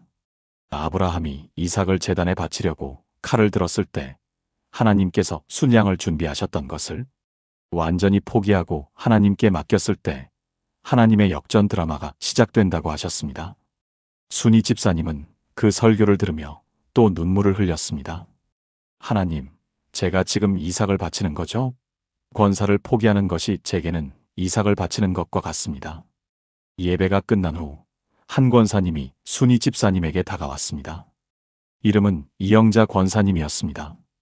60대 중반이셨고 교회를 25년 넘게 다니신 분이셨습니다. 순희 집사님, 잠깐 이야기 좀 할 수 있을까요? 커피숍에 앉아 영자 권사님은 조용히 말씀하셨습니다. 집사님, 제가 소문을 들었어요. 권사 임직을 포기하셨다고요. 순희 집사님은 고개를 끄덕였습니다. 네, 권사님. 남편 수술비가 급해서요. 영자 권사님은 잠시 침묵하시더니 가방에서 봉투를 꺼내셨습니다. 집사님, 이거 받으세요. 150만 원 들어있어요. 순희 집사님은 깜짝 놀라 손을 내저었습니다. 아니에요, 권사님. 이건 받을 수 없어요. 하지만 영자 권사님은 순희 집사님의 손을 꽉 잡으셨습니다. 집사님, 제 이야기 좀 들어주세요. 20년 전 제가 교회를 처음 나왔을 때 남편이 교통사고를 당했어요. 수술비가 없어서 막막했는데 당시 교회 집사님 한 분이 100만 원을 주셨어요. 나중에 형편되면 다른 사람 도우라고 하시더라고요. 그분은 지금 하늘나라에 계세요. 저는 그날 다짐했어요. 언제가 나도 꼭 누군가를 도와야겠다고. 집사님이 바로 그 사람이에요. 순희 집사님은 그 자리에서 울었습니다. 권사님, 집사님 받으세요. 이건 제가 주는 게 아니라 하나님이 주시는 거예요. 20년 전 그분을 통해 하나님이 우리 가족을 살리셨듯이 지금은 집사님을 통해 하나님의 사랑이 흘러가는 거예요. 집에 돌아온 순희 집사님은 무릎을 꿇고 기도했습니다. 하나님, 제가 권사를 포기했는데 주님은 150만 원을 보내주셨습니다. 이제 남편 수술비도 채우고 권사 임직도 할 수 있게 되었습니다. 주님은 정말 살아계십니다. 하지만 이야기는 여기서 끝나지 않았습니다. 3월 22일 순희 집사님은 교회 사무실에서 또 한 통의 전화를 받았습니다. 집사님, 익명으로 집사님 앞으로 헌금이 들어왔는데요. 200만 원입니다. 쪽지에 순희 집사님의 17년 헌신에 감사하며라고 적혀 있어요. 순희 집사님은 전화기를 들고 그 자리에서 무너져 내렸습니다. 하나님, 하나님. 울음만 터져 나왔습니다. 400만 원으로 시작했던 돈이 이제 750만 원이 되었습니다. 권사 임직에 필요한 500만 원은 물론이고 남편 수술비 450만 원까지 넉넉히 채워졌습니다. 심지어 100만 원이 남았습니다. 여러분, 이것이 하나님의 역전 드라마입니다. 우리가 포기할 때 하나님이 일하십니다. 우리가 내려놓을 때 하나님이 채우십니다. 우리가 끝이라고 생각할 때 하나님은 시작이라고 말씀하십니다. 성경은 이렇게 약속하십니다. 너는 마음을 다하여 여호와를 신뢰하고 내 명철을 의지하지 말라. 너는 범사에 그를 인정하라. 그리하면 내 길을 지도하시리라. 잠언 3장 5절부터 6절. 순이 집사님은 권사를 포기하고 모든 것을 하나님께 맡겼습니다. 그리고 하나님은 20년 전 영자 권사님을 도왔던 그 집사님을 익명의 성도를 통해 순이 집사님을 도우셨습니다. 400만 원이 750만 원이 된 것이 기적입니까? 아닙니다. 진짜 기적은 순이 집사님이 권사를 내려놓고 하나님을 신뢰한 그 믿음입니다. 진짜 기적은 20년 동안 갚을 빚을 기억하고 있던 영자 권사님의 순종입니다. 진짜 기적은 익명으로 200만 원을 보낸 성도의 사랑입니다. 하나님은 이렇게 일하십니다. 한 사람의 포기를 통해, 여러 사람의 순종을 통해 당신의 영광을 드러내십니다. 여러분도 지금 무언가를 포기해야 할 상황에 계신가요? 더 이상 내 힘으로 어쩔 수 없는 막다른 골목에 서 있으신가요? 오늘 하나님께서 말씀하십니다. 포기가 시작이라고, 내려놓는 것이 채우는 것이라고, 끝이 아니라 새로운 시작이라고. 사랑하는 여러분, 지금 저와 함께 이렇게 기도해 보시겠습니까?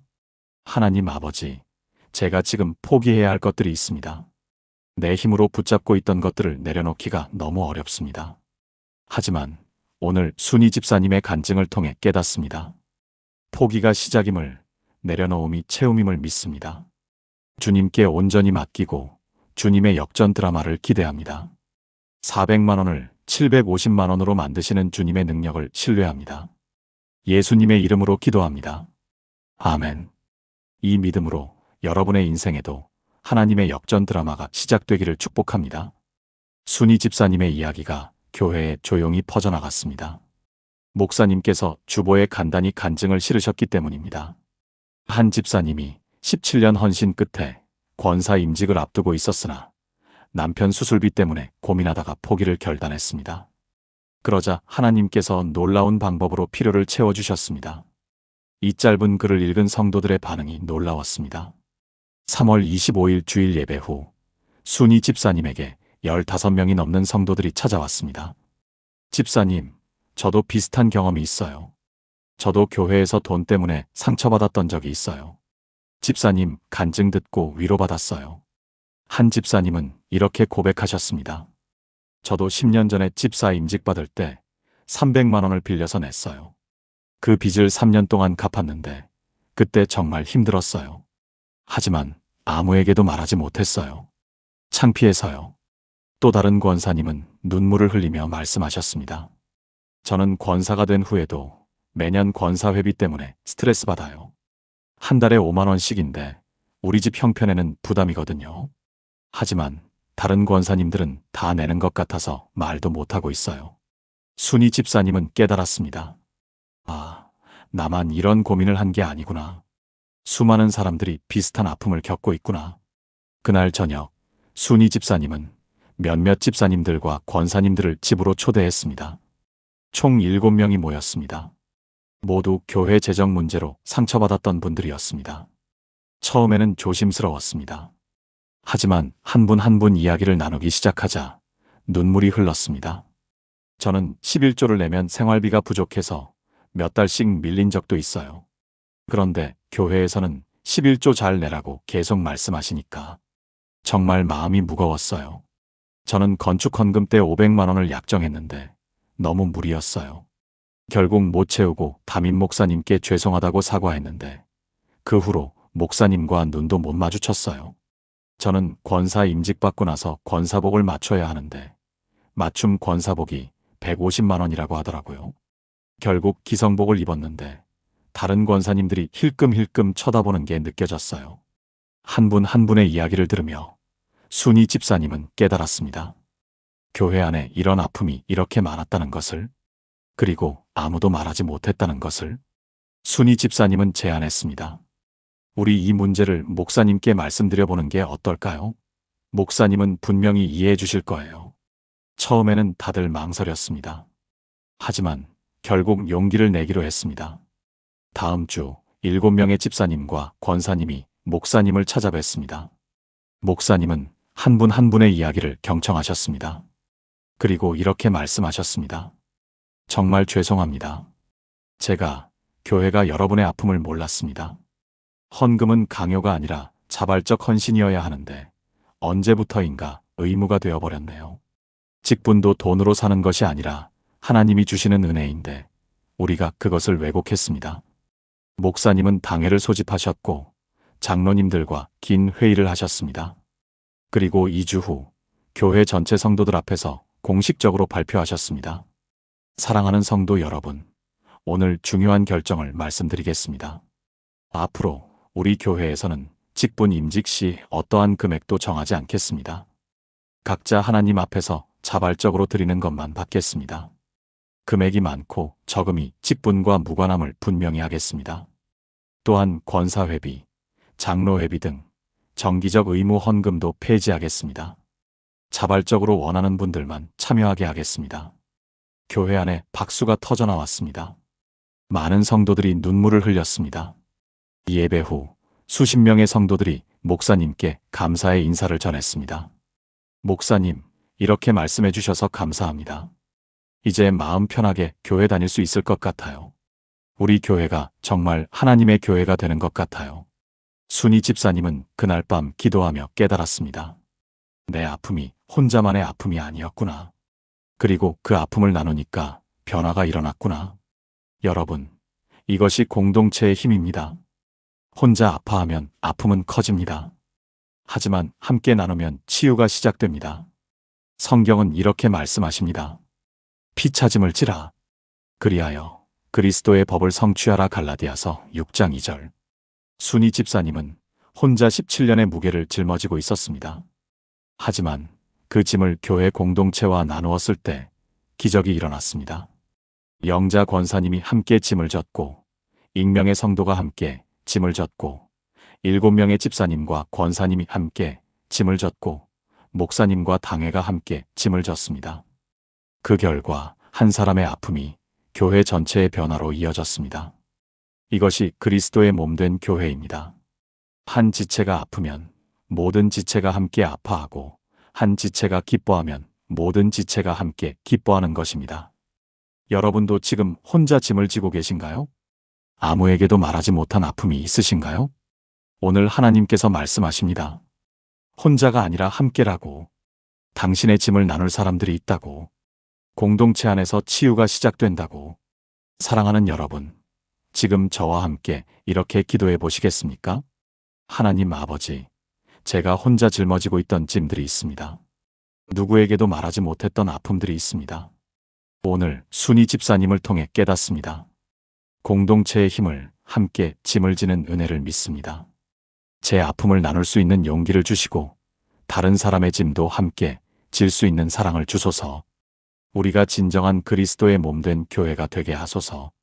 예수님의 이름으로 기도합니다. 아멘.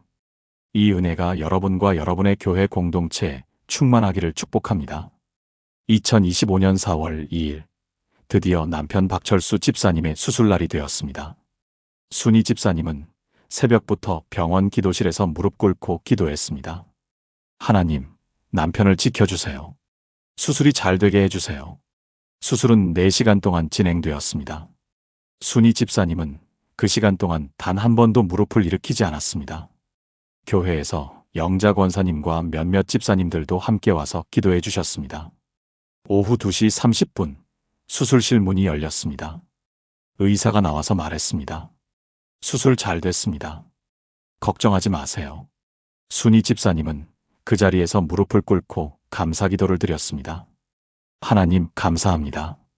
정말 감사합니다.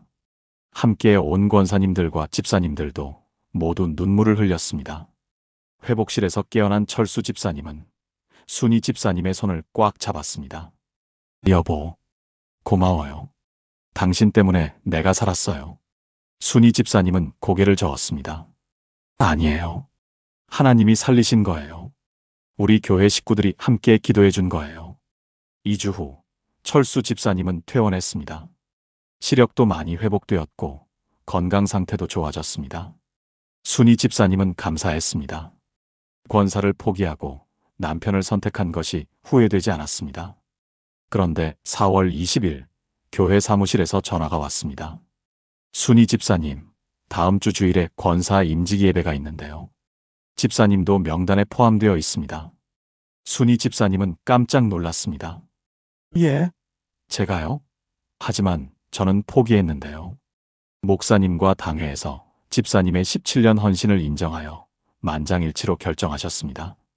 그리고 특별헌금은 필요 없다고 하셨어요. 이미 충분히 드셨다고요. 전화를 끊고 순이 집사님은 울었습니다. 17년을 기다렸던 꿈이 이루어지는 순간이었습니다. 4월 27일 권사 임직 예배가 있었습니다. 순이 집사님을 포함해 총 12명이 권사로 임직받았습니다. 목사님은 임직사에서 이렇게 말씀하셨습니다. 사랑하는 성도 여러분, 오늘 임직받는 권사님들께 축하의 박수를 보냅니다. 특별히 순이 집사님의 경우 17년이라는 긴 세월 동안 변함없이 주님을 섬기셨습니다. 권사라는 직분이 중요한 것이 아닙니다. 진짜 중요한 것은 그 오랜 세월 동안 한결같이 섬긴 그 마음입니다. 권사는 이름이 아니라 섬김입니다. 직분은 특권이 아니라 책임입니다. 순이 집사님은 단 위에서 무릎을 꿇고 기도했습니다. 하나님, 이 직분을 어떻게 받았습니까? 제 힘으로 받은 것이 아닙니다. 주님의 은혜로 받았습니다. 이 직분을 이름으로만 가지지 않고 진짜 섬김으로 살아내게 하소서. 임직 예배가 끝난 후 많은 성도들이 축하해 주었습니다. 그런데 한 젊은 집사님이 순이 권사님에게 다가왔습니다. 권사님, 제가 질문 하나 해도 될까요? 권사가 되고 나니까 뭐가 달라지셨어요? 순이 권사님은 잠시 생각하다가 이렇게 대답했습니다. 솔직히 말하면 아무것도 안 달라졌어요. 어제도 새벽 기도 나갔고 오늘도 나왔어요. 어제도 교회 청소했고 오늘도 할 거예요. 어제도 아픈 사람 신방 갔고 오늘도 갈 거예요. 권사 명함을 받았다고 해서 달라지는 건 없어요. 다만 한 가지, 책임감이 더 무거워진 것 같아요. 이제는 더 겸손하게, 더 낮은 자리에서 섬겨야겠다는 마음이 들어요. 그 말을 듣고 젊은 집사님이 말했습니다. 권사님, 정말 멋지세요. 저도 집사로 임직받을 때 그런 마음이었는데 언젠가부터 집사라는 이름에 취해서 섬김은 잊고 있었던 것 같아요. 순이 권사님은 그 집사님의 손을 잡았습니다. 집사님, 우리 함께 섬겨요. 직분은 이름이 아니라 섬김이잖아요. 여러분, 이것이 진짜 직분의 의미입니다. 권사, 장로, 집사, 안수집사. 이 모든 이름은 섬김을 위한 것입니다. 높은 자리가 아니라 낮은 자리를 위한 것입니다. 특권이 아니라 책임을 위한 것입니다. 예수님은 이렇게 말씀하셨습니다. 인자가 온 것은 섬김을 받으려 함이 아니라 도리어 섬기려 하고 자기 목숨을 많은 사람의 대속물로 주려 함이니라. 마가복음 10장 45절. 예수님도 섬기러 오셨습니다. 제자들의 발을 씻기셨고 병든 자를 고치셨고 배고픈 자를 먹이셨고 외로운 자를 위로하셨습니다. 그리고 마지막에는 십자가에서 목숨까지 주셨습니다. 이것이 진짜 직분입니다. 순이 권사님은 17년 동안 이미 권사의 섬김을 살아왔습니다. 권사 명함이 없을 때도 권사였습니다. 매일 새벽 일어나 기도할 때, 교회 청소할 때, 아픈 사람 병원 갈 때 이미 권사의 삶을 살고 계셨습니다. 임직 예배는 그 사실을 공식적으로 인정한 것뿐입니다. 여러분은 어떤 직분을 가지고 계신가요? 혹시 그 직분이 이름으로만 남아있지는 않습니까? 아니면 직분이 없어서 나는 중요하지 않다고 생각하고 계신가요? 오늘 하나님께서 말씀하십니다. 직분은 이름이 아니라 섬김이라고, 명함이 아니라 헌신이라고, 높은 자리가 아니라 낮은 자리라고. 사랑하는 여러분, 지금 저와 함께 이렇게 기도해 보시겠습니까? 하나님 아버지, 제가 가진 직분을 돌아봅니다. 혹시 이름에만 취해 있지는 않았는지, 섬김을 잊고 있지는 않았는지 반성합니다. 직분이 없어도 섬길 수 있음을, 직분이 있으면 더욱 겸손해야 함을 깨닫습니다. 예수님처럼 섬기는 자가 되게 하시고 낮은 자리에서 주님을 닮아가게 하소서. 진짜 직분의 의미를 살아내는 자가 되게 하소서. 예수님의 이름으로 기도합니다. 아멘. 이 고백이 여러분의 삶 속에서 열매 맺기를 축복합니다. 권사 임직을 받고 한 달이 지난 2025년 5월 말이었습니다. 순이 권사님은 어느 날 집에서 기도하던 중 마음속에 한 사람이 떠올랐습니다. 바로 선교회장 김미선 권사님이었습니다. 권사 되려면 500만 원 내세요라고 처음 말했던 그분이었습니다. 순이 권사님은 그동안 미선 권사님을 피해 다녔습니다. 교회에서 마주치면 인사만 하고 지나갔습니다. 마음 깊은 곳에 앙금이 남아 있었기 때문입니다. 그분 때문에 내가 얼마나 고민했는데. 그런데 이상하게도 그날 기도 중에 미선 권사님이 계속 마음에 떠올랐습니다. 그리고 성령님의 음성이 들렸습니다. 용서하라. 그분도 아파하고 있다. 순이 권사님은 고개를 저었습니다. 아니에요, 주님. 저는 이미 용서했어요. 그냥 거리를 두고 있을 뿐이에요. 하지만 성령님은 계속 말씀하셨습니다. 거리를 두는 것은 용서가 아니다. 진짜 용서는 다가가는 것이다. 순이 권사님은 며칠 밤을 고민했습니다. 그리고 5월 28일 수요일 용기를 내어 미선 권사님께 전화를 걸었습니다. 권사님, 저 순이에요. 혹시 오늘 시간 되시면 잠깐 만날 수 있을까요? 미선 권사님의 목소리가 떨렸습니다. 순이 권사님. 네, 괜찮아요. 어디서 만날까요? 오후 3시 교회 근처 카페에서 두 사람이 마주 앉았습니다. 처음에는 서로 어색했습니다. 미선 권사님이 먼저 입을 열었습니다. 순이 권사님, 정말 미안해요. 제가 그때 500만 원 이야기를 했던 것 얼마나 후회했는지 몰라요. 순이 권사님은 미선 권사님의 눈을 바라보았습니다. 눈물이 고여 있었습니다. 미선 권사님은 계속 말했습니다. 사실 저도 7년 전에 권사 될 때 800만 원을 냈어요. 당시 우리 집이 사업이 잘 될 때라 그 정도는 낼 수 있었어요. 그런데 그게 당연한 줄 알았어요. 다른 권사님들도 다 그렇게 하니까요. 그래서 순이 권사님께도 당연히 그렇게 말했던 거예요. 제가 정말 몰랐어요. 그 돈이 권사님께 얼마나 큰 짐이었는지. 순이 권사님은 미선 권사님의 손을 잡았습니다. 권사님 알아요. 권사님이 일부러 그러신 게 아니라는 거 알아요. 미선 권사님은 울기 시작했습니다. 근데 있잖아요, 순이 권사님. 제가 그 일 이후로 정말 많이 생각했어요. 내가 권사라는 이름은 받았지만 진짜 권사의 마음은 없었구나. 돈으로 사람을 판단했구나. 정말 부끄러웠어요. 순이 권사님도 눈물이 났습니다. 권사님, 순이 권사님 용서해 주세요. 그리고 가르쳐 주세요. 권사님처럼 진짜 헌신하는 법을 배우고 싶어요. 그날 오후 두 사람은 3시간 동안 이야기를 나눴습니다. 서로의 아픔을, 고민을, 믿음의 여정을 나눴습니다. 그리고 함께 기도했습니다. 카페 한 구석에서 두 권사님이 손을 맞잡고 기도하는 모습을 본 사람들이 신기한 듯 쳐다봤습니다. 집으로 돌아온 순이 권사님은 마음이 정말 가벼웠습니다. 몰랐습니다. 용서가 이렇게 자유를 주는 것인지. 그동안 미선 권사님을 피하면서 사실은 순이 권사님 자신이 갇혀 있었던 것입니다. 미움의 감옥에, 상처의 사슬에. 그런데 용서하는 순간 그 사슬이 끊어졌습니다. 감옥문이 열렸습니다. 자유로워졌습니다. 그 후로 두 권사님은 가까운 기도 동역자가 되었습니다. 매주 금요일 오전 10시에 만나 함께 기도했습니다. 교회의 상처받은 성도들을 위해, 재정 문제로 고민하는 가정들을 위해, 진짜 헌신의 회복을 위해. 6월 어느 날 두 권사님은 함께 목사님을 찾아뵀습니다. 목사님, 저희가 제안하고 싶은 게 있어요. 교회 안에서 재정 문제로 어려움을 겪는 분들을 돕는 사랑의 기금을 만들면 어떨까요? 저희 두 사람이 먼저 시작하겠습니다. 목사님은 두 권사님의 손을 꽉 잡으셨습니다. 정말 감사합니다. 하나님께서 두 분을 통해 새로운 일을 시작하시는군요. 그렇게 사랑의 기금이 시작되었습니다. 처음에는 순이 권사님과 미선 권사님이 각각 50만 원씩 내놓았습니다. 그 소식을 들은 다른 성도들도 동참하기 시작했습니다.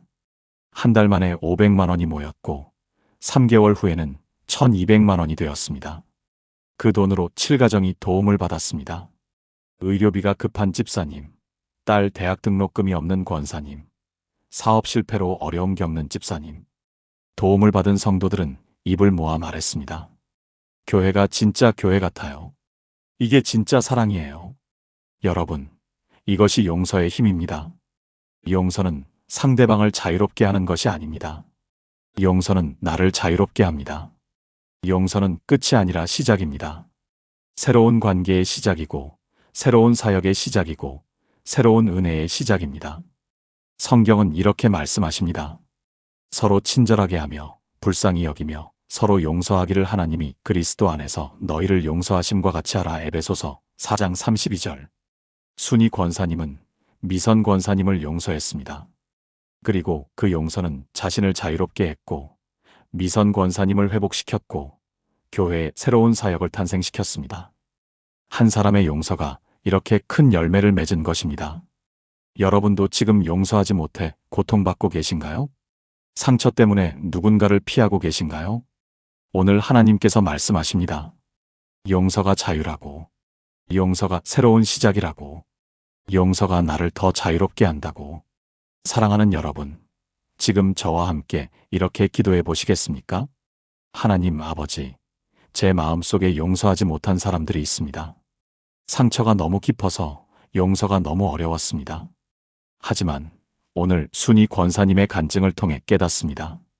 용서가 자유임을, 용서가 새로운 시작임을 믿습니다. 하나님께서 그리스도 안에서 저를 용서하신 것처럼 저도 다른 사람을 용서하게 하소서. 용서할 수 있는 힘을 주시고 자유로워지는 은혜를 주소서. 예수님의 이름으로 기도합니다. 아멘. 이 용서의 은혜가 여러분의 마음에 넘치기를 축복합니다. 2025년 8월, 순이 권사님은 권사로 임직받은 지 4개월이 되었습니다. 놀라운 일들이 계속 일어났습니다. 남편 철수 집사님은 완전히 건강을 회복하고 철물점을 다시 시작했습니다. 작은 가게였지만 장사가 잘 되기 시작했습니다. 한 달 수입이 이전보다 30% 늘었습니다. 딸도 대학을 무사히 졸업하고 좋은 회사에 취직했습니다. 순이 권사님이 아르바이트하던 반찬 가게 사장님도 신기하게 생각했습니다. 권사님, 요즘 뭔가 달라 보여요. 얼굴이 빛나요. 순이 권사님은 웃으며 대답했습니다. 하나님의 은혜예요. 하지만 진짜 놀라운 변화는 물질이 아니었습니다. 순이 권사님의 마음이 달라졌습니다. 이전에는 항상 부족함이 마음을 지배했습니다. 남들은 다 가졌는데 나만 없어. 저 권사님은 좋은 옷을 입는데 나는. 우리 집은 왜 이렇게 가난할까? 하지만 지금은 감사가 마음을 채웠습니다. 우리에게 주신 것만으로도 충분해. 적게 가졌지만 하나님의 은혜가 넘쳐. 우리 가족이 건강한 것이 최고의 축복이야. 특히 순이 권사님은 깨달았습니다. 진짜 부요함은 많이 가진 것이 아니라 많이 나누는 것이라는 것을. 8월 15일 광복절이었습니다. 순이 권사님은 남편, 딸과 함께 식탁에 앉아 가족 회의를 했습니다. 여보, 딸, 우리 한 가지 결정을 하고 싶어요. 우리가 이번에 하나님께 받은 은혜가 얼마나 큰지 알잖아요. 남편 수술도 잘 되고, 내가 권사도 되고, 딸도 취직하고, 이 모든 게 하나님의 은혜예요. 그래서 우리도 다른 사람들을 돕고 싶어요. 철수 집사님이 물었습니다. 어떻게 돕고 싶은데요? 우리 한 달 수입의 20%를 정기적으로 어려운 사람들 돕는 데 쓰면 어떨까요? 11조는 기본이고 추가로 10%를 더 떼어놓는 거예요. 딸이 걱정스럽게 물었습니다. 엄마, 그러면 우리 생활비는 괜찮을까요? 순이 권사님은 딸의 손을 잡았습니다. 엄마가 지난 몇 달 동안 경험한 게 뭔지 알아? 비울 때 채워진다는 거야. 400만 원을 포기했는데 750만 원이 됐잖아. 권사를 내려놓았는데 권사가 됐잖아. 하나님은 비우는 자를 채우시는 분이야. 철수 집사님이 고개를 끄덕였습니다. 당신 말이 맞아요. 우리 그렇게 합시다. 하나님께서 지켜주실 거예요. 그렇게 순이 권사님 가족은 수입의 20%를 떼어놓기 시작했습니다. 한 달에 약 40만 원 정도였습니다. 그 돈으로 매달 한 가정씩 돕기로 했습니다. 9월에는 혼자 아이 둘을 키우는 청년 엄마를 도왔습니다. 10월에는 화재로 집을 잃은 집사님, 가족을 도왔습니다. 11월에는 중학생 아들의 수술비가 없는 권사님을 도왔습니다. 신기한 일이 일어났습니다. 20%를 떼어놓으니까 생활비가 부족할 것 같았는데 전혀 부족하지 않았습니다. 오히려 이전보다 여유가 생겼습니다. 어떤 달은 예상치 못한 수입이 들어왔고 어떤 달은 지출이 줄어들었습니다. 순이 권사님은 잠언 말씀을 묵상하며 깨달았습니다. 흩어 구제하여도 더욱 부하게 되는 일이 있나니 과도히 아껴도 가난하게 될 뿐이니라. 구제를 좋아하는 자는 풍족하여질 것이요 남을 윤택하게 하는 자는 자기도 윤택하여지리라. 잠언 11장 24절부터 25절. 이것이 하나님의 경제 원리였습니다. 세상의 경제는 쌓을수록 부해집니다. 하지만 하나님의 경제는 흩을수록 부해집니다. 세상의 경제는 움켜쥘수록 안전합니다. 하지만 하나님의 경제는 펼칠수록 안전합니다. 세상의 경제는 저축이 복입니다. 하지만 하나님의 경제는 나눔이 복입니다. 12월 어느 날 순이 권사님은 통장을 정리하다가 깜짝 놀랐습니다. 1년 전 이맘때와 비교해보니 통장 잔액이 오히려 늘어 있었습니다. 매달 40만 원씩 1년이면 480만 원을 나눴는데도 말입니다. 어떻게 이런 일이 가능합니까? 하나님의 기적이었습니다. 순이 권사님은 무릎 꿇고 감사 기도를 드렸습니다. 하나님, 정말 감사합니다. 비울 때 채우시고 나눌 때 풍성하게 하시는 주님을 찬양합니다. 2025년 12월 31일 한 해의 마지막 날이었습니다. 순이 권사님은 일기장을 펼쳤습니다. 1년 전 오늘 이런 글을 썼었습니다. 2025년에는 꼭 권사가 되고 싶다. 17년을 기다렸다. 하나님, 제 소원을 들어주세요. 그리고 1년 후인 오늘 이렇게 썼습니다. 하나님, 감사합니다. 권사가 된 것도 감사하지만 더 큰 것을 배웠습니다. 진짜 헌신이 무엇인지, 진짜 직분이 무엇인지, 진짜 부요함이 무엇인지 배웠습니다. 17년 전 교회에 처음 왔을 때보다 지금이 더 행복합니다. 왜냐하면 이제는 받는 것보다 주는 것이 더 기쁘기 때문입니다. 여러분, 이것이 진짜 부요함입니다. 통장 잔액이 아니라 나눔의 기쁨입니다. 소유의 많고 적음이 아니라 감사의 크기입니다. 가진 것의 양이 아니라 베푸는 마음입니다. 예수님은 이렇게 말씀하셨습니다. 주는 것이 받는 것보다 복이 있느니라. 사도행전 20장 35절. 순이 권사님은 17년 동안 받는 복을 구했습니다. 하지만 하나님은 주는 복을 가르쳐 주셨습니다. 그리고 주는 복이 받는 복보다 훨씬 크다는 것을 깨달았습니다. 여러분은 지금 어떤 복을 구하고 계신가요? 받는 복입니까? 주는 복입니까? 오늘 하나님께서 말씀하십니다. 진짜 부요함은 채움에 있지 않고 비움에 있다고. 진짜 축복은 받음에 있지 않고 줌에 있다고. 사랑하는 여러분, 지금 저와 함께 이렇게 기도해 보시겠습니까? 하나님 아버지, 제가 그동안 받는 복만 구했습니다. 채우는 것에만 집중하고 비우는 것을 두려워했습니다.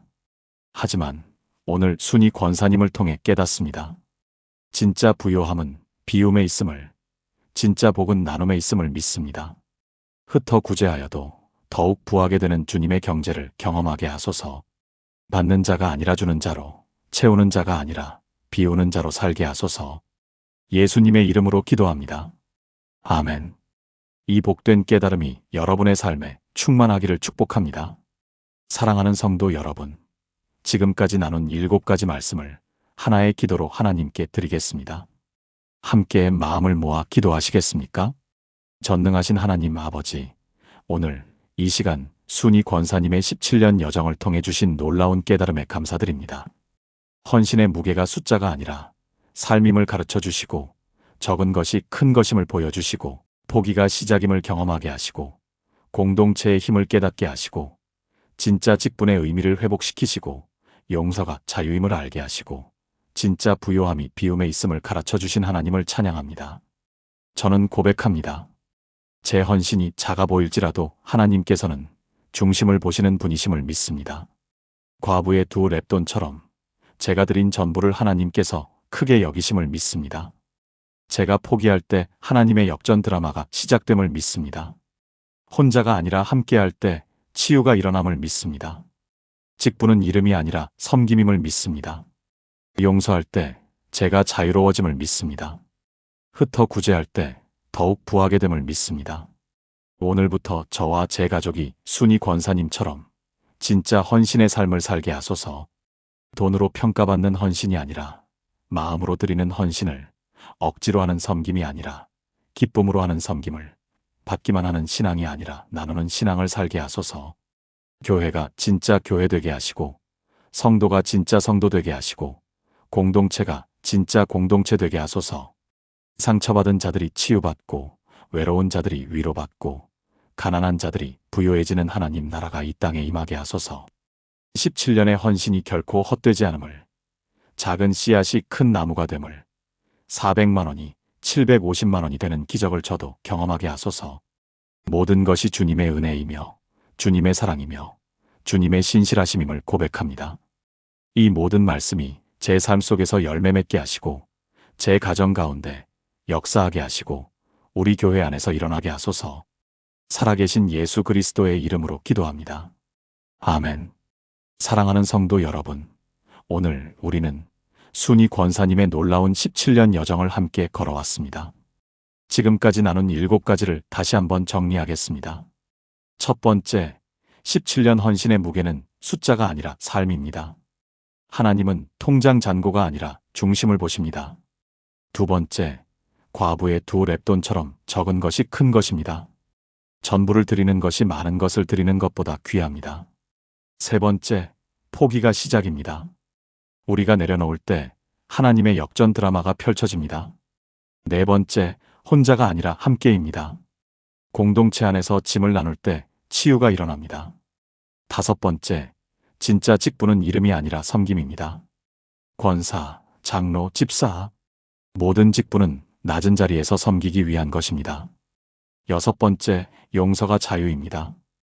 용서는 끝이 아니라 새로운 시작이며 나를 더 자유롭게 합니다. 일곱 번째, 진짜 부요함은 채움이 아니라 비움에서 옵니다. 흩어 구제할 때 더욱 부하게 되는 것이 하나님의 경제입니다. 이 7가지가 단순히 순이 권사님의 이야기로 끝나지 않기를 바랍니다. 오늘 이 시간 여러분의 이야기가 되기를 축복합니다. 여러분도 교회 안에서 재정 문제로 상처받은 적이 있으신가요? 여러분도 헌신의 가치를 금액으로 평가받는다고 느낀 적이 있으신가요? 오늘 하나님께서 여러분에게 말씀하십니다. 당신의 헌신은 이미 충분히 아름답고 귀하고 값진 것이라고. 당신의 17년, 10년, 5년, 1년의 헌신을 하나님은 기억하신다고. 이 영상이 마음에 닿았다면 좋아요를 눌러주시고 아래 댓글란에 아멘이라고 남겨주세요. 여러분의 아멘 하나하나가 같은 아픔을 겪는 분들에게 큰 위로가 됩니다. 그리고 주변의 교회 안에서 상처받은 분이 있다면 이 영상을 공유해주세요. 순이 권사님의 간증이 그분에게도 치유와 회복이 되기를 기도합니다. 구독과 알림 설정도 해주시면 더 많은 은혜로운 말씀으로 여러분을 찾아뵙겠습니다. 마지막으로 여러분 한 분 한 분을 축복합니다. 여러분의 헌신이 하나님께 향기로운 제사가 되기를 축복합니다. 여러분의 가정에 하나님의 은혜가 넘치기를 축복합니다. 여러분의 교회가 진짜 교회, 사랑의 공동체가 되기를 축복합니다. 17년 헌신의 순이 권사님처럼 여러분도 진짜 헌신, 진짜 부요함, 진짜 자유를 경험하는 놀라운 한 해가 되기를 축복합니다. 하나님의 사랑이 여러분과 함께 하기를 기도합니다. 감사합니다.